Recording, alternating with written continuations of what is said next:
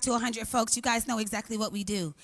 And I'm saying we because I'm still not used to saying I because this all just happened last week. Y'all gonna bear with me, right? Okay, so, whew. Yeah, one more announcement for the bar. Yes, ma'am.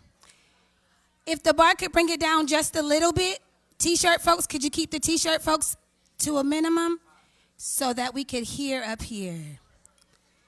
Try, just try. DJ L Blaze, could you be a part of that? All right. Yes, so obviously my co-host is not here. And I told somebody that it hadn't hit me until today because anybody else delayed? Anybody delayed a little bit sometimes when they find out about a loss? Perfectly fine. We're going to talk about grief today. Not sometimes the sexiest topic to talk about in the middle of a restaurant and lounge, but I believe exactly why we do drive-by therapy. We talk about real issues, and we cry and we laugh together. But it's interesting. So for me, I guess I'm delayed because I don't ever have a problem crying, but I'm definitely feeling the absence of my co-host for 6 years. For those, I believe everyone knows, but I'll just make the announcement so we can just say that. Last Thursday, in his sleep, Chris Priester passed away. A lot of people ask about the what's and the what was wrong and was he sick. And what I believe is he had in November. DJ L Blaze, can you do something with this? Okay, sorry. Y'all give it up for L. That's my husband. It's just a little feedback. I'll pull the other one. Testing. Oh, that didn't work. No. Testing. Drive-by therapy. March 1st. Testing. Dr. Tasha. Chris Priester.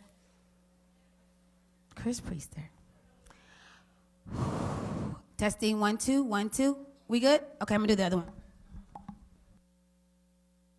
Testing 1 2 is a little bit of feedback. We're gonna get this together because once we get started, I know it's gonna take off. How we doing? This is Dr. Tasha, DJ L Blaze. Are we good? It's just a little background. Razor is in the back. Little something extra. Testing 1 2 2 3 3 4. March 1st. Stefan is behind the TV, y'all. I got a few jokes about what Chris always talked about.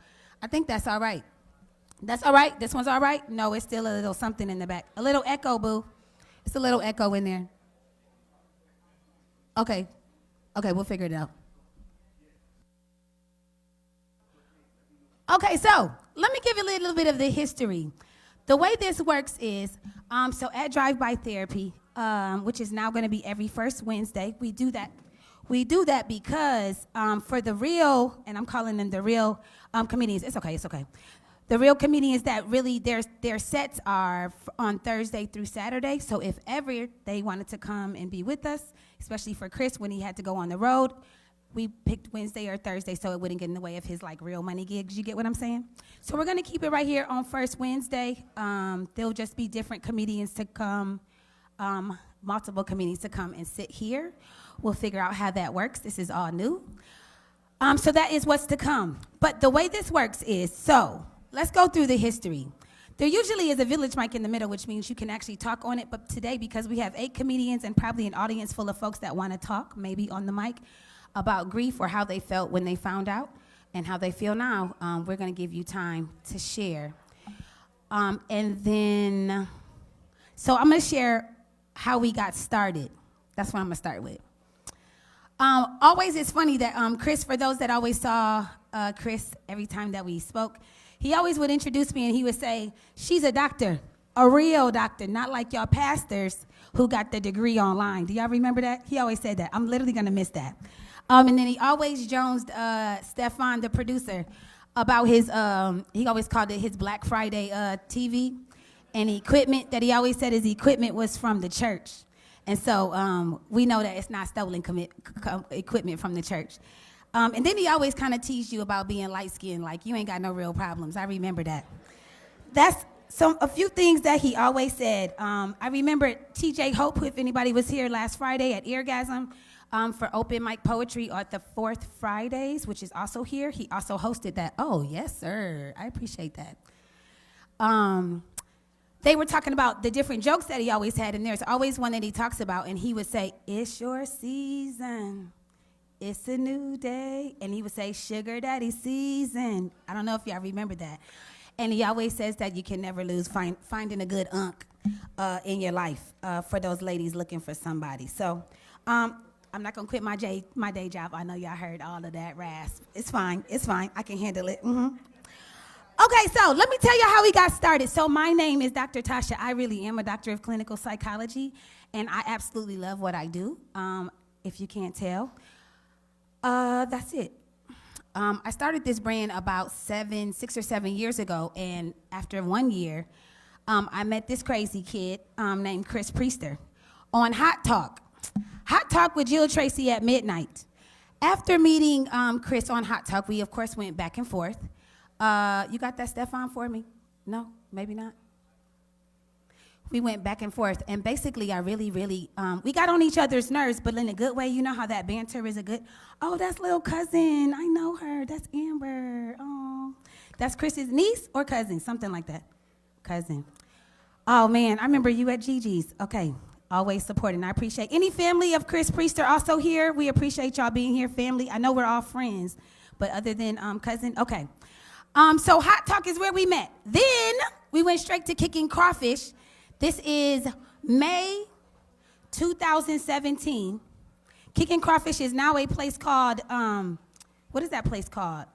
Tortuga, off of 441 and 42nd, I think that's the word. And so this was literally our, no. That's August 4th. The one before that, Stefan. May something. There we go. So we were at Kicking Crawfish. It was this banging place that had this great seafood. I think it was Asian owned, but they loved us. And so we had our first, what do we call this, show, and it was called Things That I Wish I Knew Before I Said I Do. And Mitch Isley and his wife, LaToya Cook, they actually were our first guests to be on the couch to talk about their love story, which got a little controversial, but you weren't there 6 years ago. You missed it. Then we went to Rooftop Lounge by August. Rooftop Lounge, anybody know about that in Pompano? I think it's called Fuse. Anyways, he knew a guy named Claude. Claude knew a guy named Larry. That was his cousin. Belize in the house. Anybody got any folks from Belize? All day, Meeks. Anyways, we got the next one. That show was called something like courtship and dating, something like that. We're almost there. Oh, no, that's after Gigi's. This one is at the Fuse, August. It's the one you just had up, August 4th, 2017. I will always remember that day because let me tell you what happened. What happened on August 4th, 2017? That's when we met. We literally met at the talk show because Chris knew his cousin knew his cousin Larry. The owner of the club was named Claude. Anybody know Claude? Claude knew Larry. He said, "Can you come and DJ this show?" That's what they called my show, y'all, this show. "Can you come and DJ this show? Something that's going on at 8 o'clock. And then he was like, "Cool." We met at the door. Literally, I met my husband 6 years ago, August 4th, through Chris. Crazy. Okay, then we went to Gigi's, which we love Gigi's. Then we came here for a few years. Then we went to the Improv, and then now we're back. I just want to give y'all the history. Thank you, Stefan. So one of the things for me that's important to share is Chris really loved this show. Like he always said, if anything ever makes it to the big screen, it'll be this. And so I'm going to keep going, knowing that that's exactly what he would want me to do. And so I appreciate the support and listening to me about all of that history. Now, I want to bring up a comedian. This is how it's going to work. I have 8. We have, so far, 5 of them have arrived, so we're going to get started with those that came on time, okay? Now, I'm also going to speak about grief along the way. Y'all okay with that? Because we're going to still work on how to get through this. But I want to give it up before I ask for the first comedian. I want to give it up for there are some very special guests. They are the ladies of Zeta Phi Beta. Ladies, can you stand up? They are with the Epsilon Alpha Zeta chapter. And if you guys can stand up, the ladies of Zeta Phi Beta. They're coming. Oh, that's right. They're getting a little cocktail. The Zetas don't mind drinking. We are okay with that. So yes, ladies, thank y'all for coming and joining us. They literally do this annually, but the pandemic got us a little off for 3 years. So we look forward to having you. And I'm probably going to keep saying we. That's right. We look forward to having you at the show. Okay, so Candace, are you ready? So the way this is going to work is we have 8 comedians. Each of them are going to either share. Oh, Mitch is here. Perfect. Oh, this is Candace. Oh, there's probably a whole stage name. I should have known that. Oh, you are going to introduce yourself. Let me get your microphone. I have shorts on for those that are concerned, okay? My boo don't like all that. That's, it ain't for everybody. Okay. Okay, so you have a stage name. I call you Candace. I should know that you are comedian Candace. Should I add that? No, not at all. Yeah. She is going to start us off, y'all. Can y'all give it up for our first comedian? Okay, I like this. I like sitting down. Like, this is the first time I get to sit down on the stage. Oh, yeah? I'm too new to be able to sit down. Way you know too what I'm new? saying? Way too new. This is for the OGs get to sit on stage. You know what I'm saying? The new niggas get to just hurry up, shuck and jive, get out the way. Okay, got it. Yeah. Let me check that box. Okay, got it now. Now you know. We gonna note that. Okay, got it. You just give us a mic and be like, all right, stand over there, hurry up. That's how it is? Yeah. I really, really appreciate you've already been to the Improv. You came to the show. You were very supportive. I know Chris loved you. Tell us about, I know y'all have been on the road together and everything. We have. Yeah. He was really inspiring. I'll just share a few minutes with y'all. Look at her like, hurry up and get these minutes out the way, girl. Listen here, Gucci. Let me have my moment. So what is your stage name so we all can look you up and follow you? Candace Official. Candace Official. With the Y. Candace with the Y. I do know with that. The Y. She's officially that bitch. All right. You got it, sir. You understood yeah.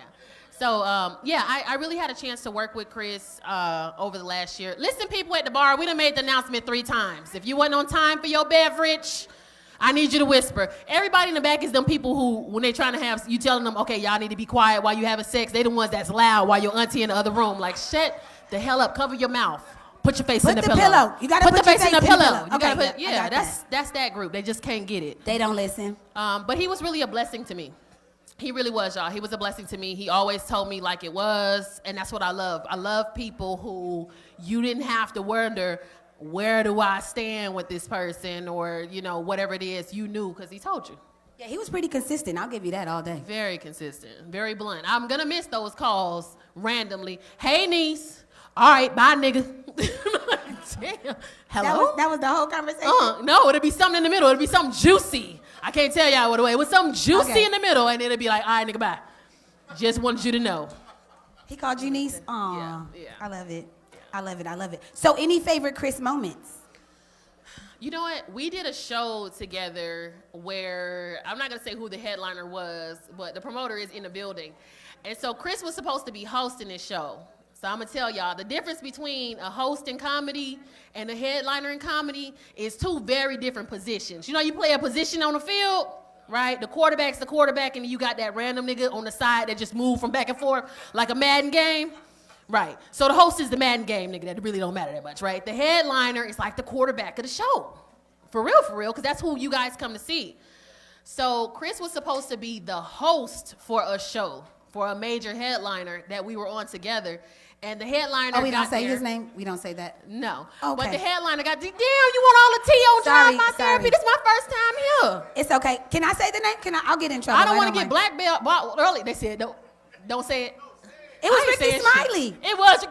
She said it, not me. Yeah, I said I don't mind getting in trouble. So Ricky got in town and he was like, I want to host. And so Chris is backstage. He was like, oh, okay, cool. Like, he was so unbothered. Because, again, he could play any position in the game, any position. And he got up there and he killed it. I mean, standing ovation. People were going crazy. But I just remember looking like, Nick, he the host. I'm shook, okay? Because I had to go on after Ricky Smiley did 30 minutes. I'm talking about 30 minutes. I'm talking about the crackhead he was in Friday. Everybody laughing, crying. I was like, listen, he's got up here talking about his 33 years in comedy. I'm going to get up here and give y'all this good little 10 minutes. And, ma'am, you going to like it like that 2 minutes he give you. And they started laughing. You always give a good 10 minutes? I can do a good 10. Ain't nothing wrong with a good 10 minutes. I can do 10. Yeah, I can do longer than good 10 now. But back then, she was scared. But he wasn't. No, he didn't come out the womb scared, I don't think. Yeah, no. No. I guess any. Do you have any questions for me, or is there anything else you know want what, to share? I do, because I flipped this. I'm glad you asked me. That's fine. Because I can when see it in I your talked eyes. to you, when I talked to you, I was like, damn, she's a psychologist, right? I was like, she processed her feelings good as fuck. Like, I'm on the other line crying, like, I done heard from Mitch and what's going on. Which she said, okay, girl, I'm getting on a flight right now. I'm going to call you back. I said, damn, she's well adjusted. So yeah, I was on my way to Seattle. I didn't do nothing else that day. I just kept thinking, damn, Mitch, why you had to call me right now? Because he knew I'm going to answer his call. Oh, I said, why did Mitch tell me right now? I was done for the rest of the day. I said, I need a blunt and a nap. That was it. Okay. So how did you process? Did the blunt come before the nap? We going. It was in that order. It No, was it was okay, blunt. It was okay, blunt and a just nap. wondering. Anybody Okay, who smokes a blunt knows it's a nap after. So I was just curious for you. How did you process? Because you were on, when you found out, you were on a trip to the other coast. Yeah. So what was that like in having to process putting all this together for all of us, dealing with your business, dealing with your family, and losing your partner of, I didn't even know. Y'all knew they was together for 7 years? Yeah, it's crazy. That's a long time. It is. I don't know nobody I like that long. I'm still checking on my husband. We together 8. It's been on and off. It's okay. It's okay. It's okay. So it's interesting. I'm glad that you asked. It was interesting. I got about 100 or 200 calls or text messages, and I didn't realize that I have been seen as Chris's work wife. And I didn't realize that. So when people think of Chris at times with the talk show, they would think of me. So for me, and I'm glad you asked, I'm going to go straight into these. I have a few things that I want to share. So I went straight to, okay, everybody say 5.5. Okay, so there really are 5 stages of grief in the world of people that learn about grief. But I'm going to tell you, I really think there's a 0.5 before the 1, so I'm going to add the 5.5. So I went straight to acceptance. Y'all see that? Can you go in on that? Where is it? You see it? Okay, can you hold that? I got you. Okay, we can take that there. I done went from comedian to Vanna White. Hold on. Let me do it right Black, now. Vanna Black. Let me- At least be black. let me- Be let me black. hold it. Okay, I got it. So it just says stage 5 acceptance. Are we okay, Stefan? Still? No? Where should we go? Look at you this way? Okay, there we go. Okay, so this is literally done by a patient of mine back in, I don't know how many years ago, about 8 years ago when we were working through grief. So there are 5 stages of grief, and I added the 0.5. I go straight to acceptance because of the way I think of death. I actually think of death as a part of life. So for me, the suddenness, right, was stage, this is the 0.5. Okay, Vanna Black. Okay. Hold on. Okay. So this is what I call the 0.5, the scene that haunts you. So this literally is when you get the phone call, when you read it on Facebook, when you read it on Instagram, when someone texted you. Some of y'all didn't find out until I sent out the flyer. When someone, I hate to say this, but I keep it real. If somebody took their own life, if they went into the room and they saw them hanging there, or that after they were shot. Y'all get what I'm saying? The scene that haunts you is how you found out about death. Y'all got the 0.5 stage before we can even get into the first stage. This is what happens. The way my patient, the way we discussed it. So basically, she remembers the phone call when she was at the bed where she was. You can sometimes remember the smell, the odor of literally when you found out. You can remember the TV show on. Y'all know what I'm talking about? Those who have had significant losses. And you go through the entire scene that haunts you of when you found out. Now for her, well, we'll go into that. She found out about her boyfriend that passed away in a car accident. Some of us find out from the news. I remember when I found out. I remember when I found out by thank you, my dear. When I found out about one of my high school friends on the news because her boyfriend had shot her, and I'm like, that can't be the same LaQuana Jones that I know from church, right? And I'll always remember. Literally how old I was in 9th grade and how I found out. So some of us stay right there in the scene that haunts you and you become kind of stuck. Anybody stuck or shocked still? It's okay, raise your hand. We got one honest one, give me another, 1, 2, 3. Okay, 4, 5, 6. Okay, this is good. It's okay, you at 0.5, okay? Own your 0.5. You at your 0.5 stage and you're still going through like, are you serious? And you're gonna stay there for a little while. And then, oh no, maybe I'll go to the next one. No, that was good. That was good. You just inspired the acceptance and the 0.5 in the 5th stage. That's it. Y'all give it up for Candace, the official. I'll bring the other ones up. I appreciate you, my dear. Oh, get your shirt. Yeah. Can I give you a hug? Yes. For starting this off? Yes, girl. She has another. Okay, she has another gig. She risking it all with them heels on that edge. Not me. Not me. Let me hold on to the side. Okay. She is. Thank you, my dear. She is on her way to another gig. I hope it goes very, very well. Break a leg. I think that's what you're supposed to say in showbiz. Break a leg. Break the right leg. Okay. Our second one. Larry Dog, are you in here? You're not. You're not. You're not. Number 3, J Baby, are you ready?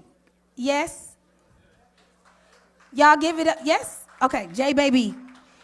I call him Javon, but I didn't know his stage name was J Baby. We met in Sunday school, so I wasn't calling you baby at all. We did. I was the Sunday school teacher. Can y'all believe that? I wasn't wearing this dress. See, y'all was already judging like, was she? Okay. I wasn't wearing this dress. Okay. Please introduce yourself, sir. All right. My name is Javon J. Baby Wimberly. Chris, my cousin, mentor, friend. We went to FAMU together. We went to church together. And what's so crazy is when I was doing comedy before I got locked up, Chris was a teacher. Chris said, man, your mom and dad done spent all that money to get you a goddamn degree at FAMU and you right here telling damn jokes. That ain't no real damn job. Oh, that's what he said to you? Yeah, he told me that was no job. He said, man, ironic. you need to get you a damn job. I go to prison. While I'm in prison, Chris become a comedian and stop being a damn teacher. I say, that's some bullshit.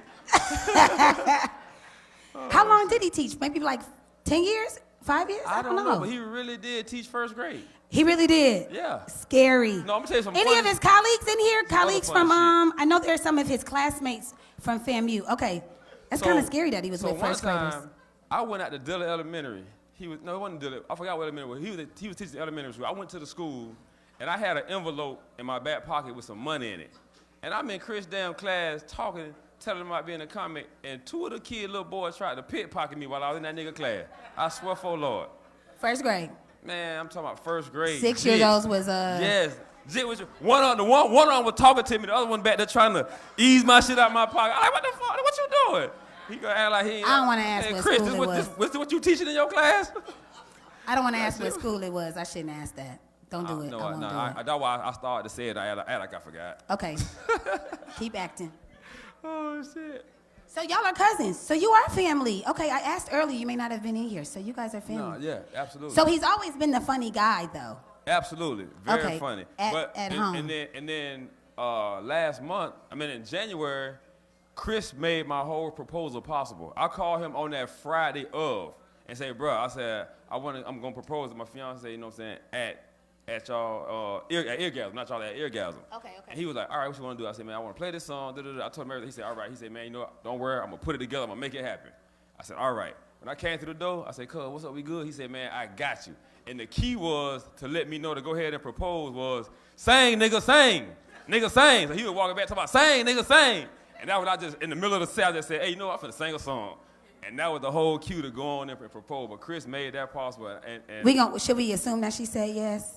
Absolutely. Okay. Yes. Y'all give it up for him, newly engaged. Yes. He doesn't know what's ahead. We'll have that conversation about marriage and getting ready for that. Absolutely. Mm-hmm. Yeah, that's a big deal. Congratulations. Felicidades. Thank you. And man, let me tell you, every morning, not every morning, but when Chris calls, we're going to talk about 3-4 times out of the week. He going to call me and he's going to say, good morning, slut. I say, damn, girl. Dang. At the end of every call, he be like, you could be talking. I could be in the middle of talking. He'll say, bye, bitch. And then hang up the phone. So you was a slut and a bitch all in about 5 minutes? In the mouth, I'm talking about Dang. yes. Just feeling quick. real. Every time. Okay. That's Every love. time. That's that family love. That's that love. You gonna miss that? No, I'm gonna absolutely miss that. Absolutely. Man. It still ain't hit me yet. It's still surreal. Yeah, so that's okay. That's okay. I've been watching the video over and over on Facebook. And I done went through all our pictures. I done went through and I look at him I look at the video today. I said, man, he looks so cheerful, right? Walking up and down this stage at Eargasm. He was just so full of life. He would dance right before I get ready to tell Joseph and propose. I was like, damn. So I want to tell a little story that I found out from Webb, the owner of this place of Crave. Y'all give it up for Crave. Thank you for having us. Okay, so Webb actually saw Chris at the bank on Wednesday about 2 or 3 in the afternoon, the same day that he then passed that night.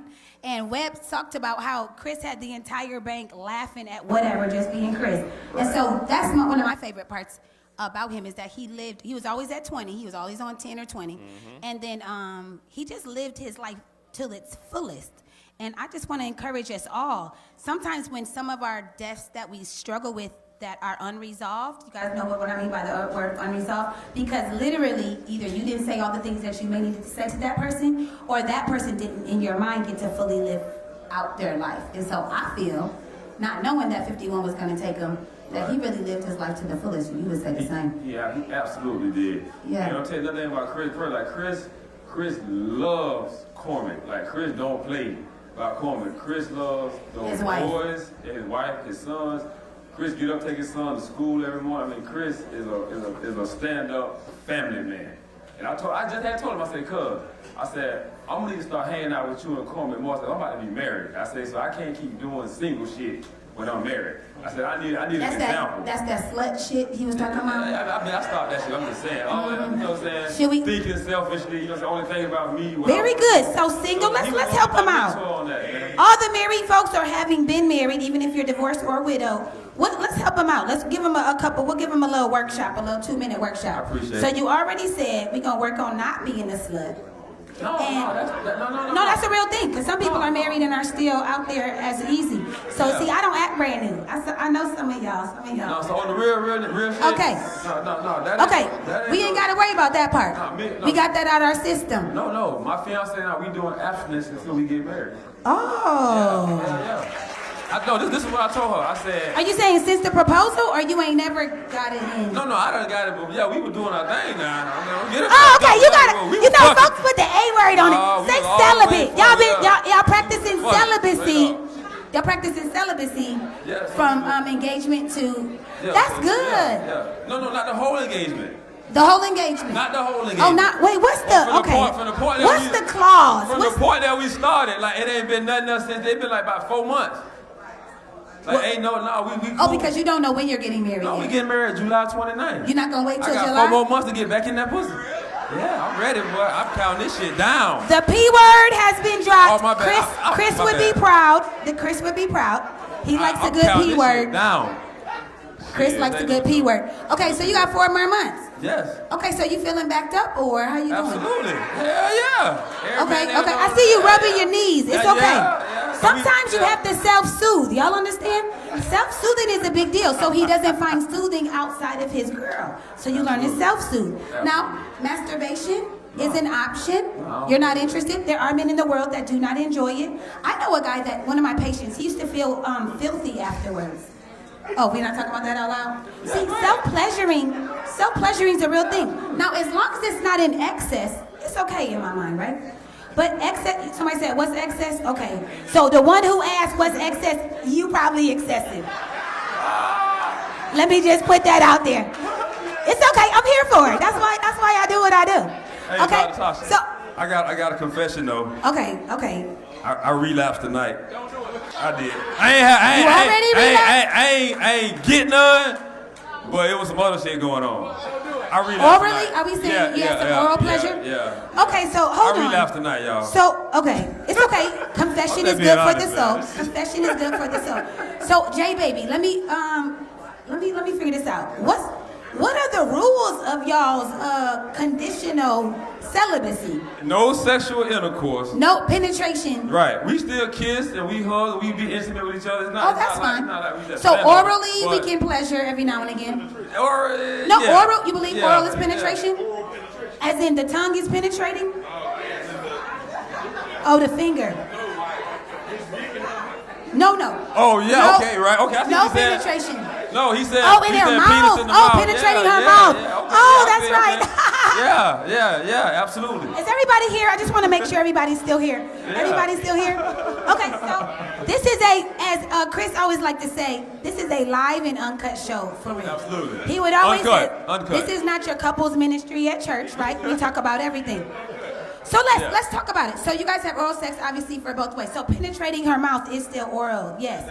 But the vagina is not being penetrated. No, absolutely not. Okay, so is it a relapse then if you just enjoyed each other orally? I mean, I guess it's not, but it is. No, But it is, 'cause we're not supposed to be doing nothing. Supposed to be. Why don't we're- y'all come up with the rules and figure out how to keep the boundary? I mean, you know what? I just cashed in a couple of my sin chips today. I mean, I can't take them with me. Not the sin chips. I pushed them right up to the window. I want to bet all this. And I lost on purpose so I could spend them shit.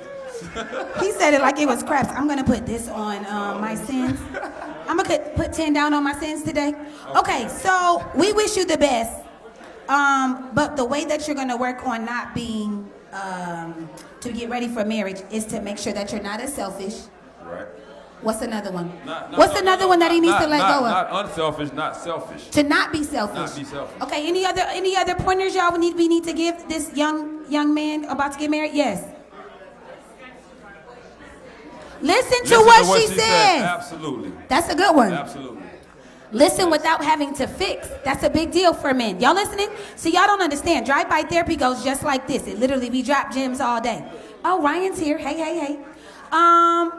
You guys got that? So sometimes when women talk to their spouses or partners, when they want to just be heard, meaning that they don't want you to fix it, you're already going into fix-it mode that you're not sometimes listening. That's what we're prone to doing as men. We fix stuff. Right, but we're not always wanting you to fix stuff.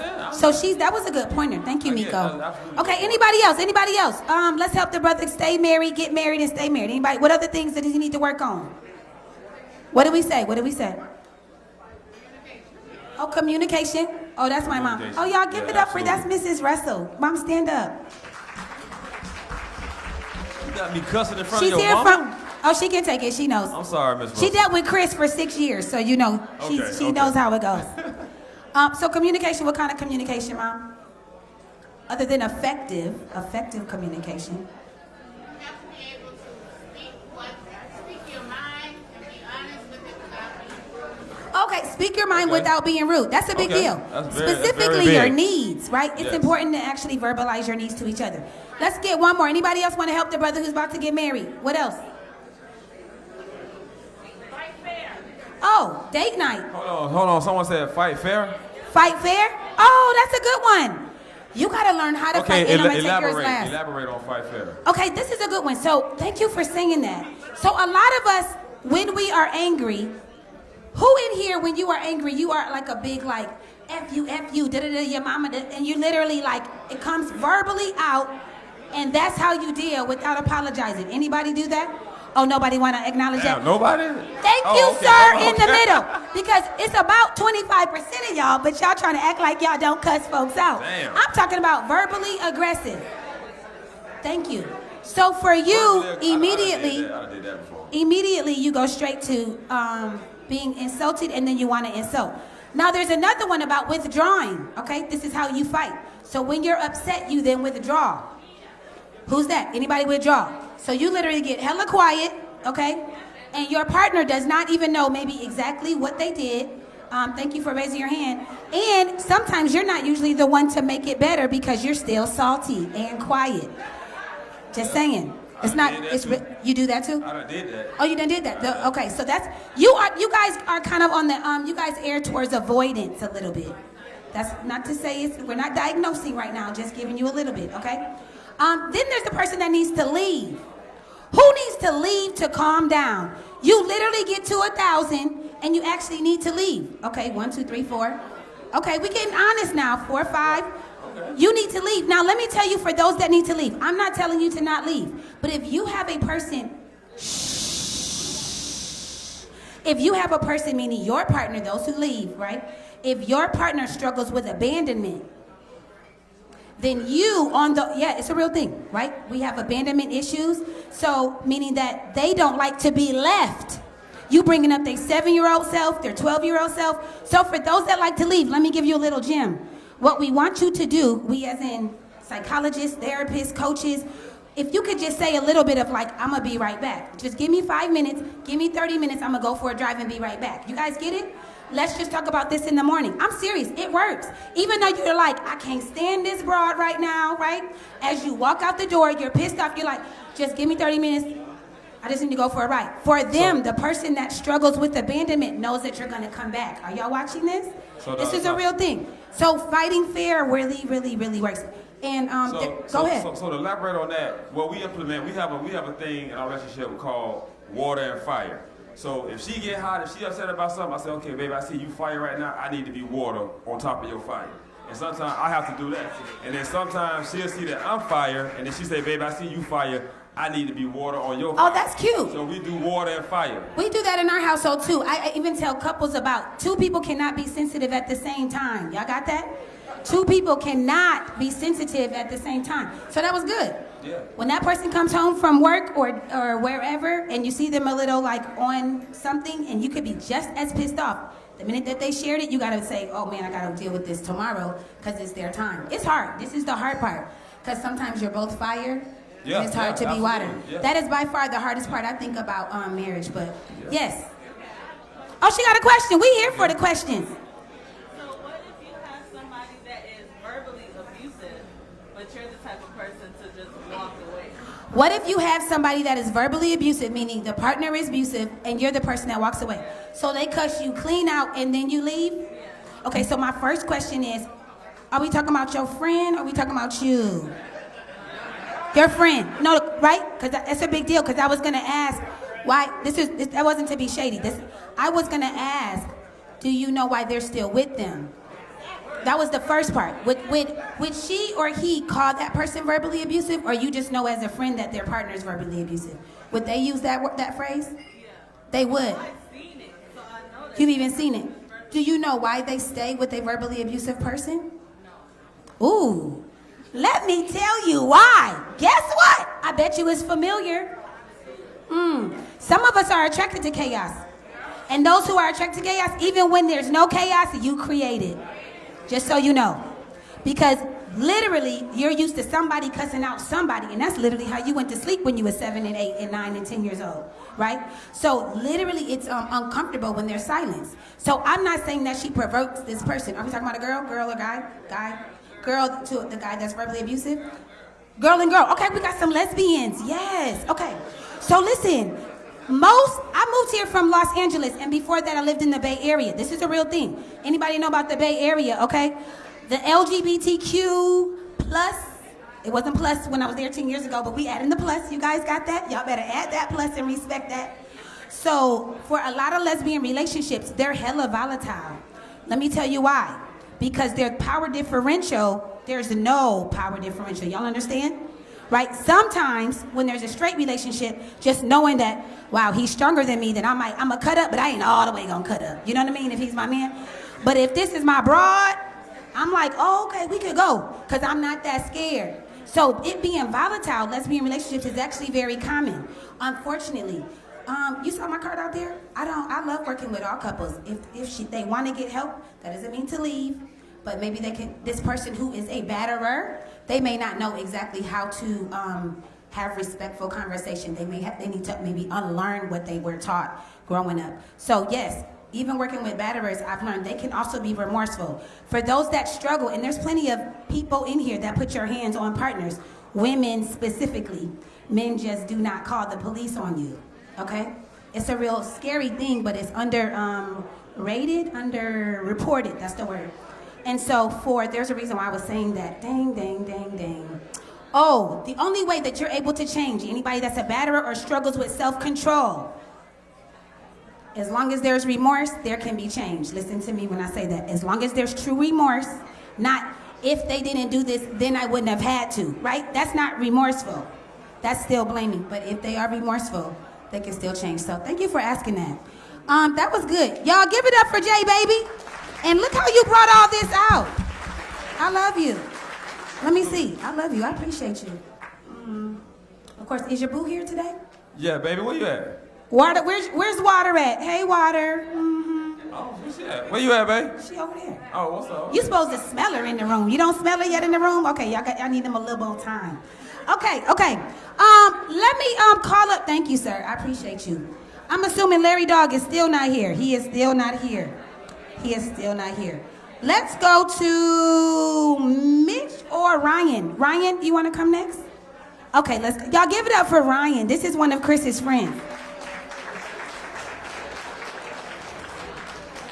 This is the blackest comedian we're gonna have tonight, okay? I literally told her not to say that. It's true, it's true. Every goddamn host at a comedy show, it's the same thing. Give it up for the blackest comic I know. And they play, yeah, it does say Cracker. Thank you for saying that. It's Quaker Oats. I wore this in honor of Chris because he was a human fucking meme, as you all know. And I was trying to find it. I don't know if anybody saw this, but he put a meme, and it was the last thing I commented on before he passed, and it said Caucasian barrel. And I appreciate it. And he said, y'all got to do better. And then I responded, it's nice to have an ally finally. So that was the last thing I ever said to Chris. Yeah, he was a good dude. I didn't know him as well as some of the other people. Oh, it's okay. How long have you known him? Oh, I'm sorry. Since he started comedy, or maybe 4 years, probably about 4 years. Oh, that's a long time. Yeah, not too bad, but it's what was surprising to me is I thought he'd been doing comedy a lot longer. I thought he came from somewhere like a different city or whatever, because I knew him probably when he started. I've been doing this for maybe 10 years. Yeah, because when he took off, he took off. Yeah, he really did. So he looked like he was like not the local celebrity the Yeah. way he kind of took over. I would agree with that. I remember the first big show. I did other shows with him. The first big one, if anyone knows Ridiculous Nick, I did a show with him at the Improv. And it was a good show. It was him. I think Fat and Funny was on it. So it was it was a really good show.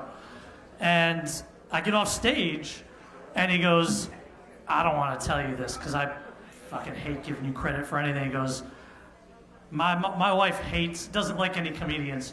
She said, who is that white boy? He's fucking crazy. So she actually liked you. Yeah, so every time, all we would do, our biggest thing on the last couple of years has just been on Facebook, going back and forth. So anytime he gets me, I said, I'm your wife's favorite comedian. That's it. You can always have that's that. the bullet. That's the bullet in the gun I always have ready. That's pretty cool, because you're right. Cormac likes what she likes, period, right? Yeah, I was surprised. I'm like, really? I'm the one? Oh.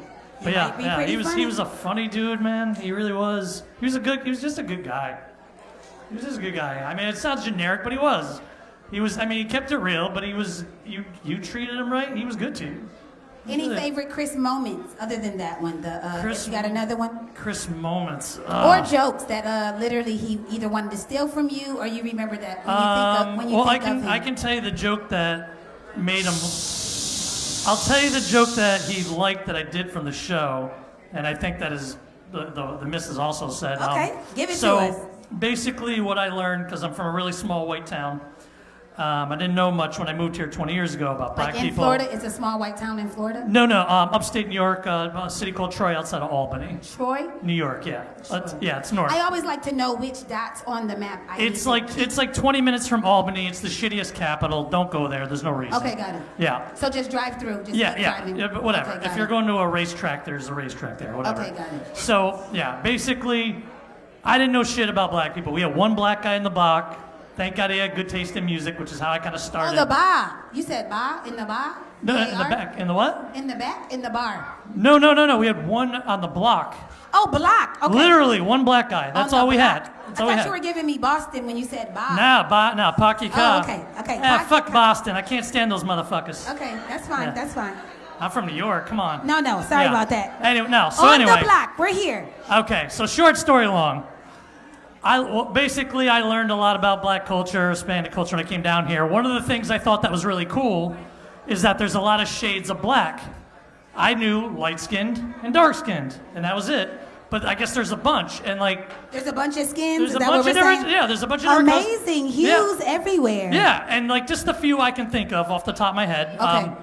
Obviously, you got black, off black, black, bright smile black, under the bed black, blackboard, chalkboard, charcoal, window tint, midnight, space, brown, dark brown, light brown, Bobby Brown, Charlie Brown, Chris Brown, Jim Brown, James Brown, Judge Joe Brown, mocha, milk chocolate, dark chocolate, baker's chocolate, cocoa, caramel, Three Musketeers, nougat, Kit Kat, M&M, red bone, yellow bone, wishbone, busy bone, trombone, antique brass, brass band, drumline, FAMU, Ebony, mahogany, maple, oak, cherry, tree bark, almond, walnut, chestnut, chin nuts, D's nuts, These nuts. desert sand, desert storm, Sahara, burnt sienna, tumbleweed, red rock, Grand Canyon, scorched earth, purple, and Wesley Snipes. That's the darkest. Oh, come on, Wesley. That was the joke I closed with on our show. Oh, that was good, Ryan. We like it. Thank you. I like Bobby Brown. That was a good one. Bobby Brown and Judge Joe Brown. That was good. Yeah. That stayed with me. All the Browns. That's how you know it's not that serious when you get to that point. Oh, I love that. That was good. Yeah, I get why Cormac likes you. You're kind of funny. I try. I know you had a little bit of emergency. Are you good? I know you got to go. No, to work in it the was morning. nothing. It was an emergency that really shouldn't have been an emergency. It was nothing. Okay, but you got it taken care of. It's fine. And you're good. Yeah, we're good. Okay, are you? Huh? I'm good. Yeah, I'm good. Let the next person come up. Oh, y'all give it up for comedian Ryan. Thank you.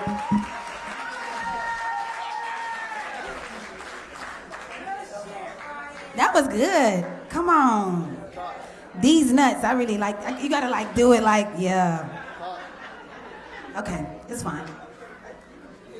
You know, women always wish they had. We always think if we ever had one, what would we do? We all think it, at least for one day. You never think it? Oh. Who in here, I'm not by myself, who always thinks if they could have it just one day with a penis? Nobody? Just. Okay, what would you do with it? What would you do? She gonna use it as a hose. Okay, what would you do with it? You said you gonna hit somebody on the forehead? Dang. She's salty about somebody doing that to her. We always carry a little bit of trauma. We carry a little bit of trauma with penises. Okay, what else would you do with a penis, ladies, if you had one? Send it to everybody's DMs. Okay. Okay, that's funny. That's actually funny. That was good. That was kind of good. Let's bring up the next comic. Y'all give it up for Forever Childish. He is at the front because he was on time. How y'all doing? Forever Childish, can you start with how you got this name? It kind of that's the first thing I thought about when I texted you. Okay, so the name Forever Childish, I actually came. Y'all can hear me back there? All right, for sure. But the name Forever Childish actually just came because I just gave the name because that's me. I'm just childish all day long. I'm childish. Okay. I play a lot. Yeah, so that's just me. That's cool. I like it. Forever young, forever childish. Yeah, just fit my aura. Okay, how long have you known Chris? I actually met Chris during the pandemic. I actually met him during the pandemic. He was doing Real Husbands. Can you bring it up a little bit? Oh, I'm sorry. Y'all can hear me better now? Let's go, yeah. All right, Chris was actually a little lower. Now we're scared. We just got scared. Right here. We got scared. So if I do it like this. It's a little aggressive. I love so it. we're good? Yeah, that's good. All right. But no, I met Chris, he was doing Real Husbands with Bert and... Oh, it's the hand, sorry. It's the producer. You gotta take your hand off. Right. Oh, she said bring it down on off the shaft. Bring it down a little bit. Okay, sorry. Facebook Live is listening. Oh, and you guys, I didn't give it up, y'all. I just realized, you guys, this is Travian from NBC. She's taking this right now, just saying hi to her. Hey, NBC is watching. They literally did a segment on us. Sorry, Forever Childish. You good. They were doing a segment on us, and we just recorded last 2 Fridays ago. It's crazy. They're gonna censor me? Oh, that's fine. We just got in trouble for that? That just happened? Oh, okay. Sorry. I just know how to be honest. I only know about that. But the cool thing is, on The Voices, which will air hopefully in a week, but that they were doing a segment on us, and we're gonna follow up with the segment about announcing this talk show, about his death, and how we are doing with grief, how well we're doing with grief, and how we're talking about it as in a community. So thank you, NBC6, The Voices. We appreciate you. Okay, go ahead. All right, yeah, so back to how I met Chris. I met Chris when he was doing Real Husband Hollywood. He was on Bailey. It's Bailey and 441 at... Oh, you're giving me the street. Okay, right there. Bailey and 441. Okay, yeah. Oh, I know that place. I don't know the name of it, but it was Social. new. Social. It was new for the pandemic. Yeah, it was social. Like Social at first. You could smoke in there at first. Okay. At first, and then They changed it up on Yeah, you? they changed it up so Chris, he found somewhere else to be. Oh, okay, got it. Yeah. That was part of the attraction. Yeah. Okay, yeah, we'll just say yeah. that. Okay, got so it. when Chris did find somewhere else to be, that's when I was kind of going through, like I was already creating skits. I was doing skits on Instagram, YouTube, Facebook. And Chris, he brought me on stage. He the one that kind of gave me the oomph to go ahead and just break out that shell and actually get in front of people, talk to people, and, you know, get on stage and actually do stand-up. So, Oh, that's pretty good. you know, that's one thing I do appreciate, you know, about Chris. Before he left, if I do a stand-up, he'll mentor me on it. He'll tell me, like Candace was saying earlier, he'll tell you when you're doing wrong. He'll tell you when you're taking too long. If your joke's taking too long, he'll tell you. Oh, like the punchline. There is a good timing to it. Yeah, and he'll tell you if your shit was corny. So, yeah. Corny. Oh, yeah, for sure. Corny is a difficult one with black folks. We don't do well with corny. We don't do well with corny. So, yeah, I'm glad I only had, you know, one or two that was corny. So, you know, we had a little fixing on that. Okay, okay. Any favorite Chris moments or favorite Chris, I guess, sets or whatever he would say, or what he liked about what you would say? Well, I know we got, she was talking about the girl on girl situation. Oh, girl on girl, yes. But Chris used to talk about how you can tell if a male is gay. Okay, let me hear it. Yeah, Chris used to say, well, he'll start it off, he'd be like, yeah. Everybody know, you know, how man, how you clap, brother. Show me how you clap. You see how he clap when he put his hands together? It's like, he clapped like that. you know, he got that C in his hand. C. He got that C, so he, but if he clap like, you know, he do a little wind up. Oh, okay. You know, it's like, that's when he possibly, you know. he's at least bisexual. Yeah, so you know he might be, you know, if it's the ladies, flat, that's it's how the you know if flat your man. palm. It's the flat palm. Yeah, exactly. That's how you know if your man, like, you know, if he got that little, if his fingers go back the other way, away from each other. Wind it back. And he. Okay. Yeah, nah. I love it. Yeah. And then he was saying another way you'll know is how your man brushes teeth. Okay. Lost y'all with that one. He lost me with that the first time I heard it too. Okay. But he was talking about how when a man brushes teeth, you feel me? When he gets to his tongue, you know, us real brothers, we, you know, we gag a little bit. We'll gag when the toothbrush gets too far, you'll gag on it. Yeah, give you gag reflex. Because you're not used to anything getting that far back. Exactly. Okay. But yeah, okay. he just. I feel like I know where this is going. So that toothbrush is. And then you can see it like pumping out the back of your head. Yeah, see, that's one of the other ones, Chris. He's that person at least bisexual. They're at least bisexual. Maybe not gay, but. Ain't no such thing. Oh. Males, I'm sorry. Ain't no such thing as bisexual. Oh, that's what we're doing today? That's what we're doing today? We're not acknowledging. You said living your truth, right? Oh yeah, that's your truth. Your truth. Bisexuality doesn't exist with men, or bisexuality doesn't exist, period. Men. Okay. Hey, so, it's a double standard, and in life, okay, we so do you're gonna have double acknowledge standards, that. and it's true. Okay, because in your mind, there's no way someone can like to receive or give to a man and like to be inside a woman. I feel like he confused, first of all. Okay. But, you know, You can get it off your chest. It's okay. Let's talk about it. That's about it. Just about Confused? Look confusion.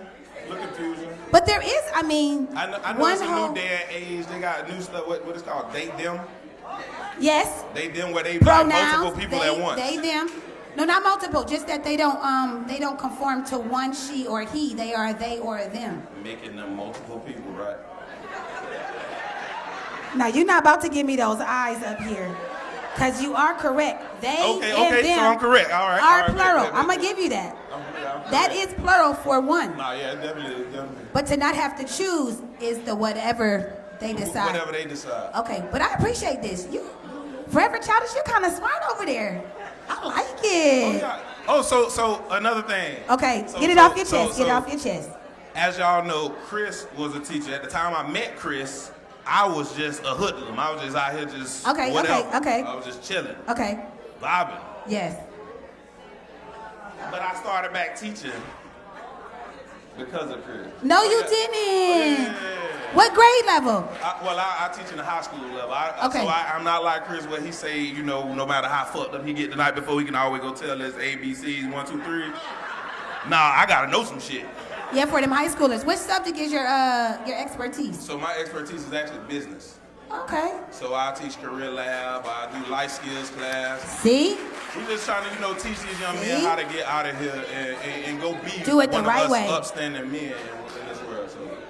See? You started off being, well, he met you as a hoodlum, meaning you weren't Yeah. working 9 to 5. Granted, I was coaching then, but it's, coaching, you know, it but was not little league coaching. And, professional. Oh, this is a big deal. yeah, so now I'm high school coaching and, you Oh, know, getting we our need young you. men to that next level where they, you know, where they the most proudest, and where they gonna go through the most, and where they become. Oh, a I man. love Yeah, it. so. Y'all give it up for Professor Forever Childish. I love it. I did hear somebody ask what school. I actually, what school? I'm actually teaching at a charter school at Sunfire High School. I coach at Coconut Creek High School. So, yeah. Look at him. He just want to stay. I love it. But I did want to say, you know, it might be a joke to y'all. I do apologize for dressing like that. I see everybody all in here sexy and things. I came in here sagging and. But it's a reason look why, great. It's a reason why I sag now. It ain't just because, you know, I'm just trying to be no thug or just trying to show my ass. Like, you tell me if this look right to you. So I'm good when I sag, right? All right, good. You was giving the balls? Yeah. See, I don't do the hoochie daddy thing too much, though. It's probably the only pair, and they some Forever Childish 954 short. So you don't show your full knee, just a little. Nah, yeah. I don't let it hang all the way out the bottom. Keep your sexy in for your boo. Yeah. Hey, boo. Because I don't want her to hurt nobody else about me. I love you. Yeah, for sure. I think we might have you back, mister. I love to be back. I appreciate that. Thank you. Oh, that was good. That was good. Oh, man, so you can't judge folks that's sagging. You don't know exactly why. He might be hanging low. Just saying. Let's get the next one going. Mr. Larry Dog is in the building. Come on up. This is one of, oh, hey, TJ, love you. Now, this is a veteran right here. If y'all don't know, you about to know. Because he was on the scene way before Chris got on the scene. Hello, sir. What's up, baby? How you doing? Got your little hat on and shit? Yeah. You don't got my little hat on, my little yellow All right, scarf? let me talk my shit for 1 minute, cause I'm glad you got that cracker from up here, cause this shit. Cracker was talking too much, man. I thought it was a fucking talk show. Chris wouldn't like, excuse me. Okay. Chris wouldn't like that, all that fucking talking. I know that nigga. Chris was telling me in my head back there, get this cracker off the stage. In the spirit, And I'm a comedian, yeah. And Okay. you know, I've been doing this a long time, and I saw comedians grow, come through this here. I came up under Razor and Marvin and all us, Benji Brown, and I saw, you know, the young comedians come through, and J Baby, and you know, Fat and Funny, and Chris, and I met Chris, and you know, I say, nigga, you kind of funny, nigga. And I took Chris. You know, I test comedians. I take them to a strip club, and I teach them how to steal money. Any comedian that really know me, I took them to a strip club. That was part of your internship, sir? That was your internship, your Larry Dog internship? Let me finish the story. Okay. Let me finish the story, because, you know, goddamn, you throwing my house. I've been snorting cocaine all day. No, don't do it. Shout out to my brother, Razor. So I took Chris to Tampa. See, I got experience. My experience is I help people because nobody helped me. That's in my head. I help people because nobody helped me. You know what I'm saying? You know, I got this from the ground up. So anybody I thought that got that shit, let's go. So I'm gonna take, you know, me and Chris rode to Tampa, we rode to Coco, I took him on the road with me, like, you know, like a vet. So I took Chris, I had the worst goddamn experience with this nigga. Chris was just paranoid. He made me scared. We riding down Alligator Alley, and let the window down, let the window up. I'm cold, I'm hot. Nigga, what the fuck is wrong with you? So I like to look at alligators. Oh, God. No, nigga, I'm from Florida. Nigga, you stay around here, you got a lake that might be an alligator in your backyard. So Chris, I said, Chris, say, what you trying to do? He said, you trying to kill us? I say, no, nigga, I'd like to pull over an old man, I like smoke cigar, and I brought my, he said, nigga, you got a fold up fishing pole? I pulled out a fishing pole, because that's what I know when I go do shows, I like to stop and pull over. I did, we rode, one time we rode the same, what it was, Daytona, and I went to the cigar bar. He said, man, we go to the cigar lounge, they don't sell no weed in there? I said, nigga, no, you. Oh, Lord, my crazy co-host. That nigga love that weed now. Okay. Who? He look, fuck that. Everybody in here smoke. Oh, boy. Or used to smoke. Or smoke, or you was in rehab. Somebody smoked crack before in this bitch. True story. It's too many folks in here. Man, we niggas, fuck that. And we from the hood. Somebody used to get high in here, baby. I don't know where you from. Somebody in their family, in they family, not they family. Look how she looking at me like a goddamn doctor. I be looking deep into your soul. So your name, Tasha? Dr. Tasha. I ain't know. Tasha. You can call me Sasha Tasha. Okay. Like Ariel Thor was. Sasha Salmon, Sasha Tasha. You can do that. Go ahead. You putting ask you questions. Go ahead. So no, not too many questions. You obviously were part of the veteran community that brought him up. You really did take him to the strip club. You taught him how to steal. That was your first lesson to help him to be funny. Was he funny? To help him be funny. Yes. You helped him learn how to steal at the strip club to help him be funny. We were waiting for that part. Some comedians got to be through in that lion's den, cause they think they funny. Cause I got some. Chris came in my head. He told me just now. Okay. If any comedian do his jokes, we gonna fuck him up. Okay. Dr. Foolish, you know what I'm talking about, the fat and funny. We gonna fuck them up. We gonna team up. Because we know all Chris jokes. Because comedians, they seem to talk, they take people's jokes and shit. Fat and funny is in the back? No, Chris talked me, him. Just now, he was talking to us in our Oh, in your head. Oh, that's right. We're back to schizophrenic. He said, they do my trait. jokes. That's fine. He said, they do my jokes. And I heard him take a little puff. Okay. He said, I want y'all to fuck them up in a lot of their Don't signs. steal his joke. Don't steal his jokes. Did you have a favorite joke that you remember Chris saying? No. No? No. I'm not a liar, no. Did you? All I listen to is laughter. Okay. Because he always was with me at 31 Lounge Yeah. in Hollywood. And I'm just a real nigga, baby. I know you're looking at me like I just got out appreciate of jail. No, I am not. And it is true. I just got out 30 minutes ago. You were a little late. Don't let that social media shit fool you, because I am a star, but I go to jail, okay? Okay. It's all right. We don't judge the incarcerated. Thank you, baby. We're glad to see you on the outs. That's what you call it when you're in. Yeah. Just having fun. We celebrating this life tonight, and that's a damn shame. Y'all didn't come this many people when he was here. How many niggas here come to be nosy? That have been to the talk show? Raise your hand if you've been to the talk show. A lot of them have. Not all at the same time, but you are right. Not this many. Okay, but they have been here before. I know it's some Dillard alumni in here, Dillard High School. Oh, Dillard. That's right. Ain't none of them graduate but Chris.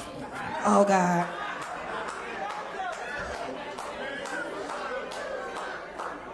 We having fun. I like this. Oh, you like this? Yeah. I like You wanna come one of these days to do this with me? I'll come when you want me to. I don't give a fuck. Just give me my little gas money and let me get the fuck out of here. Yeah, we do make sure you get at least some gas money. Yeah.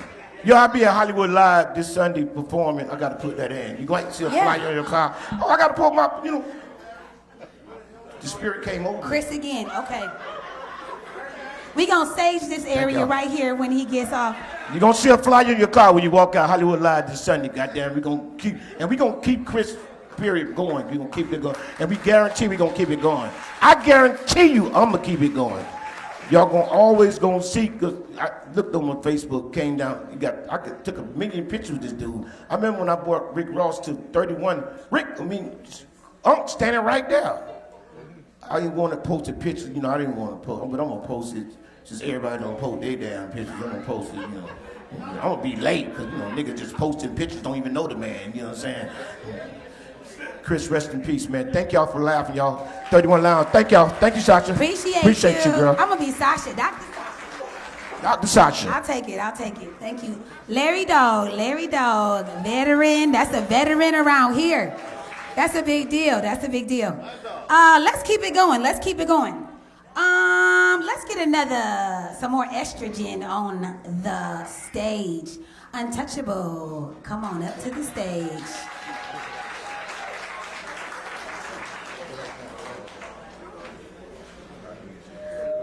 Oh, let me do it like this. I feel like I need to give you the church usher hand. You was okay? I got it. Okay, Ma. you got it? Okay. One thing I want to tell you that I just met her in person. I've heard your work before. But y'all know how when someone sees you and they want to know if you're all right, they give you that good groan, just, are you okay, stare without talking?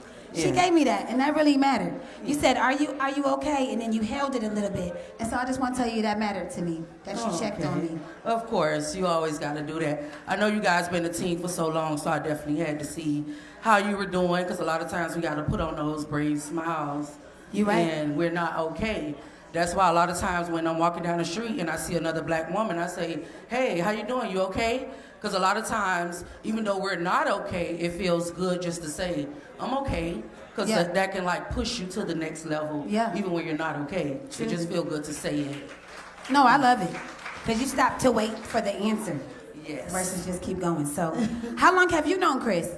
I've been in the comedy game now for 8 years. I think I've known Chris for maybe 6 years. Oh, yeah.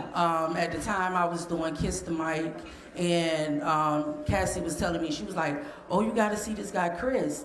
But, when all of us are comedians, everybody is moving. So it's your first guest, she had to go. So the first time I seen Chris, it was kind of in passing. So then when Cassie was like, did you see him? I was like, yeah, I saw him, but I don't know. I wasn't really feeling him.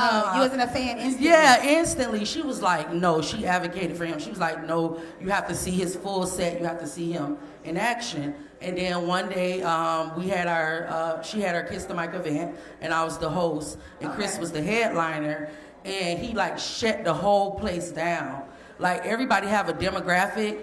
For me, they'll be like, oh, you funny for females between 27 and 35. Oh, wow. Everybody have their own demographic, but with Chris, his was all over the board. He could make anybody laugh at any time, so he was an amazing He would person. take gigs in nursing homes. I remember he would go, and I'm like, that's where we going? He's like, yeah. Yeah, my shit a little rated R. I don't think I could get into the nursing home. Oh, no? Nah, they might not be feeling You can that. be uncut here. We are live and uncut. Okay, a little rated R. Not X, but rated R. Yeah. A little touch of little X. mixture of that. Okay. Yeah. Do you have any favorite Chris moments or favorite Chris jokes, or one of your sets that reminds you of Chris?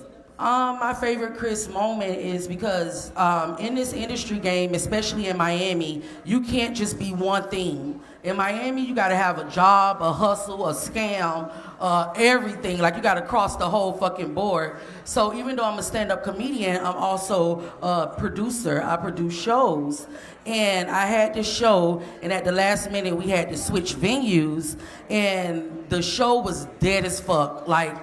When I say it was maybe 5 or 6 people inside the fucking show, it was horrible. So Unc walked in, he said, damn, niece, we could have did this shit on Facebook live. Right there on our couch. Right? So I'm like, all right, Unc, I get it. My shit is fucked up, it's dead. I get it. But just go up there and don't make it obvious. This motherfucker gets up there and he goes, yeah, sometimes God got to humble you, because just last week I was at this arena with thousands of people and now I'm here at this rehearsal with Untouchable. I'm like, fuck you, Unc. Just fuck you. That's about right. That's a Chris moment. Yeah, it actually eased my mind, because when you're producing things, you're very stressed out. So I was like, all right, I was at the acceptance. I'm like, it's fucked up. You gotta get to acceptance. Might as well have a good time, and Unc made that happen for me. He really does know how to make the best of most things. Yeah, he definitely does. It's very funny. Okay, and so you've been in the game a little longer than he was. I think Chris had been in the game maybe 6 years, but he was already a powerhouse. His name was already well known. Everybody already knew his name. So Samora is my mentor, and we talk and we text. And I was at work, and one of the other comedians Hit Oh, my she's text everything. Boy, I love me Yeah. some more. Yes, I love the queen. She's my mentor. So I was at work, and one of the comedians, he hit me up. Fat and Funny hit me up. He was like, hey, yo, Chris is gone. And I'm like, wait, what? Like, I couldn't trust. Yeah, it just seemed as if, because he's a person that moves so much, when you first hear news like that, it just don't seem real, like right away. Like, you have to wait to get all the information. Like, I was like, before I can accept it, let me speak to some more other people to find out. To verify. Yeah. Somebody and- called me a couple of times to find out was it real. Exactly. Yeah. And when I spoke to Pookie, F Baby, and I heard him crying, I was like, okay, it's real. Definitely real. You gonna be my Vanna Black number 2? Okay. Okay, we got a new one. This is called denial. Y'all remember we started at 0.5 when it comes to the stage. When you find out about, however you find out about the death, this thing that haunts you. Oh, sorry, this way, towards the producer. Stage 1 is denial. So in your mind, you're literally going to, I don't know if this is real, am I dreaming? A lot of times, thank you so much, denial is real. A lot of times with denial, sometimes you will still like, I don't know if anybody's ever done this, I know I have. I lost my father 2.5 years ago, and I literally went to dial his number. Anybody know what I'm talking about? Yeah. Oh my God. I literally went to dial his number because the way our relationship was, it's like something was funny. I just wanted to like share it. Like, oh my God, Dad, you won't believe what just happened. And so I had one of those moments, as natural as it was, to grab my phone, and I was like, oh shoot, I forgot. And that might have been within about 6 months to a year. So that would say, even though I had gotten to acceptance early, I then went into a place of denial at times. So even with, sorry, is that okay? No, okay. Even with all the stages, you can go back and forth through them all. It's not like stage 1 through 5 and then you're done. You can then go all the way through acceptance and then go back to a place of forgetting. So I want you all to know, some people, if you lost somebody like in a certain area of the city, you literally like still go by, like say you miss grandma's house and you always went on Sundays and you still drive by there, kind of hoping that she still be on the stoop or on the porch. It can really happen because you really go into a place of denial. And or those who have lost someone that they were living with, you really in the back of your mind for about 6 months to a year, I know me and my mom talked about it, she was literally waiting for him to come back home, right? Because they left maybe to go to the hospital and then they never returned back. So that just right there, I just want you to know, it is okay. When you're in a place of denial, it's still healthy. Now stay in there for 5 to 10 years. That's the part that then maybe you want to talk to a counselor about. But I wanted you guys to understand, because we're going to work through this. That was part of the topic today, is that 0.5 is the scene that haunts you and that you continue to go through that. Stage 1 is going through denial. And thank you for reminding me of that. Go to your next thing. So you found out they called. Yeah, so I knew he was already a heavy hitter, but I didn't know exactly how far his brand stretched. So when I went to my mentor and I told her, I'm like, hey, listen, I'm at work, I'm a little fucked up. Someone just told me that I just lost one of my comedy brothers. And she's said his name straight out, Chris Priester. Whoa.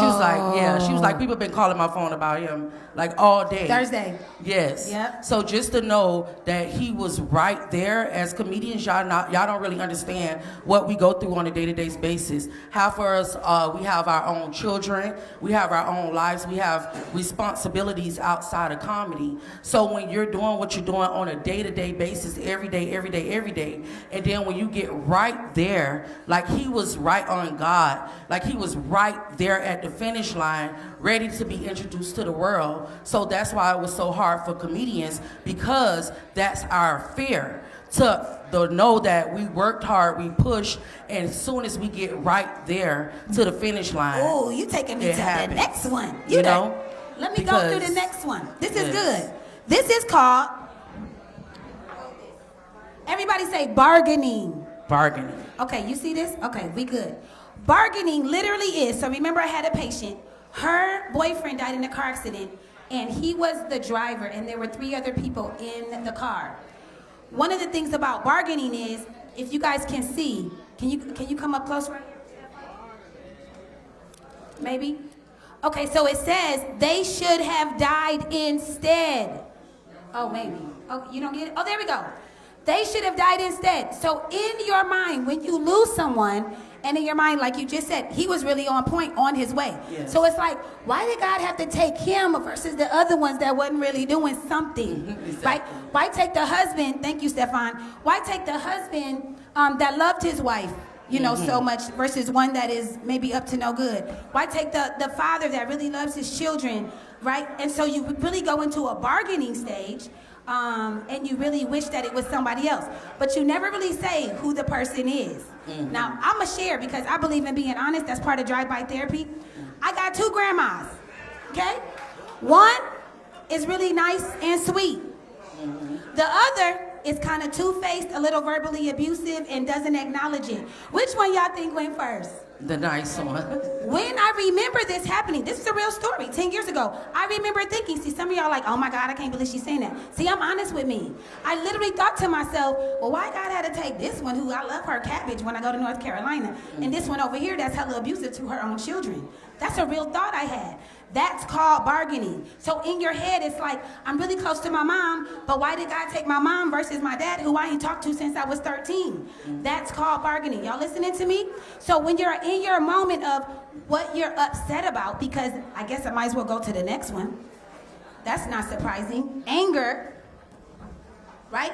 So this is stage 2, but like I told y'all, it's all the way through. We go through all of them. So in her mind, this was my patient who lost her boyfriend in a car accident. She thought to herself, I should have been with him. He should have been with me. Oh, let's talk about survivor's guilt. You, in your mind, think you are so, I call it kind of like a Jesus complex, that in your mind, if you were there, you would have saved him. Anybody had that thought with somebody that passed? If I stopped over, if I visited more, maybe they would have lived. If I went over there to talk to that one friend that was struggling with depression, y'all listening? But then that weighs on you. But you are not the giver or the taker of life. So at some point, when we talk about that anger, you literally get so mad, sometimes at yourself. And that's not okay. You sometimes can get mad at God, like, really? If you believe in God, some of y'all believe in the ancestors or the tree or the universe, whoever you are in the room, whatever it is that you believe in, you're wondering, why did that, I use the word God, take the person that I loved? And you then sometimes, some of y'all ain't been to church since that one person died, because you're not acknowledging where your anger lies. And so here today, even though it's like, yes, we're laughing and we can cry together, but it's a real thing. I want you to identify yourself. It could be with Chris, it could be with grandma, it could be with a spouse. It could not even be death. Y'all ready for this? Loss is loss. Breakup, I was with this person and I really saw my life as great with them. Right? So a loss could be divorce or a breakup. Because people be dying when I break up with them. It's crazy. Okay, They just wait. They just be dying. I'm like, damn. This is what you do? I just talked to him. That's crazy. He's dead. Just gone, just... Dead. Wow. Dead. Is that why they call you untouchable? Like once you, What? Real fast. I sent flowers and everything. I'm like, that's fucked up. He died. He's dead for real. After you broke it off. After the breakup. He just couldn't live anymore without you. See his mom. I'm like, my condolences to your son. He's deader than a motherfucker in my life. Oh, God. I believe you, though. I believe you. I believe you. Definitely. But it's real, so you understand. You go into all these different stages. I appreciate you sharing that even your coworker knew. That's really good. And you do wonder, because he was doing so well, like, why didn't we just let him get to the big, the big screen? It makes you question everything. Like, everything that we're doing, is it worth it? Like, every day, all of us here, we might be comedians, but you have other people that have chose other professions, and you want to elevate to a certain level in life, and then you wonder, is it all worth it? Am I even going to make it that far? Ooh. So it's like an untimely death like this makes anybody question their immortality. So at first you feel selfish about it because your first thought is to go to yourself. And when your first thought goes to yourself, you like, how much longer I have? Is it worth it? Should I keep going? Because a lot of times we be like, shit, if we knew the date, we'll max out our credit cards, go to the Bahamas, and fuck off, right? True story. But none of us know the date, so we work hard, and that's just the whole why part. Oh, that's good. There was a young man, this was just right on Thursday. They said, man, it makes me want to realize that I'm not doing enough.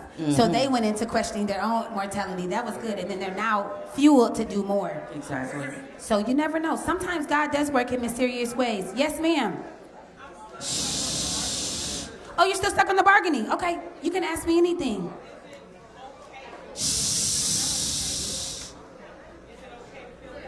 Oh, is all of this okay? Everybody say yes. Yeah.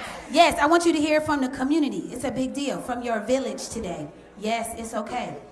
That's what I'm saying. You just have to first acknowledge it. That's why you're upset. Because you really did wish it was somebody else. Now, when you sometimes think about the somebody else is where it kind of feels a little effed up in your head. But it's real. Because in your mind, why would you take somebody that's close to me? Why don't you take that one that ain't called in a few years? Right, so I think the truth about when you're there too long is when it starts weighing on you. Because true anger is just depression externalized. Y'all caught that?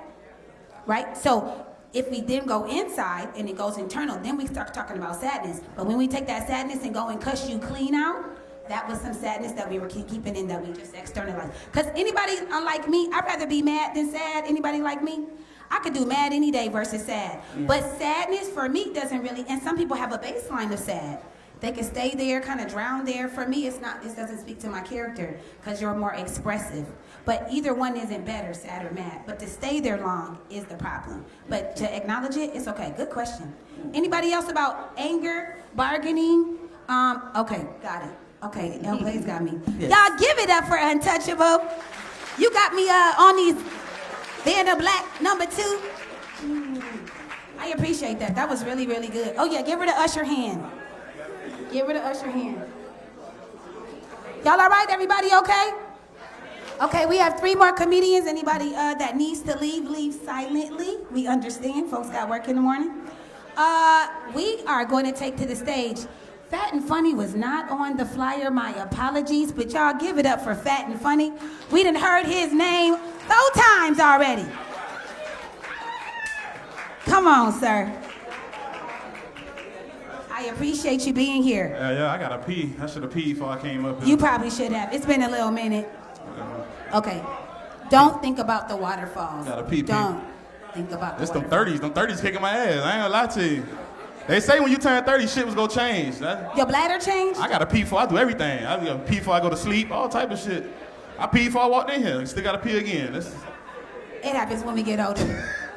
I pee during sex. I'll be right back. I go pee and come right Oh, back. during. Okay, we didn't know if you was giving us a little R. Kelly Sorry. or if you stopped and got up from the bed. I stop and get up. I stop mid-stroke. Okay, I'll be right back. we didn't know where you were going with that. We didn't go know. pee and come right back. Like nothing happened. Okay, that's good. For women, it's good to pee afterwards, for sure. It's Yeah. actually vaginally healthy. You can take that for free.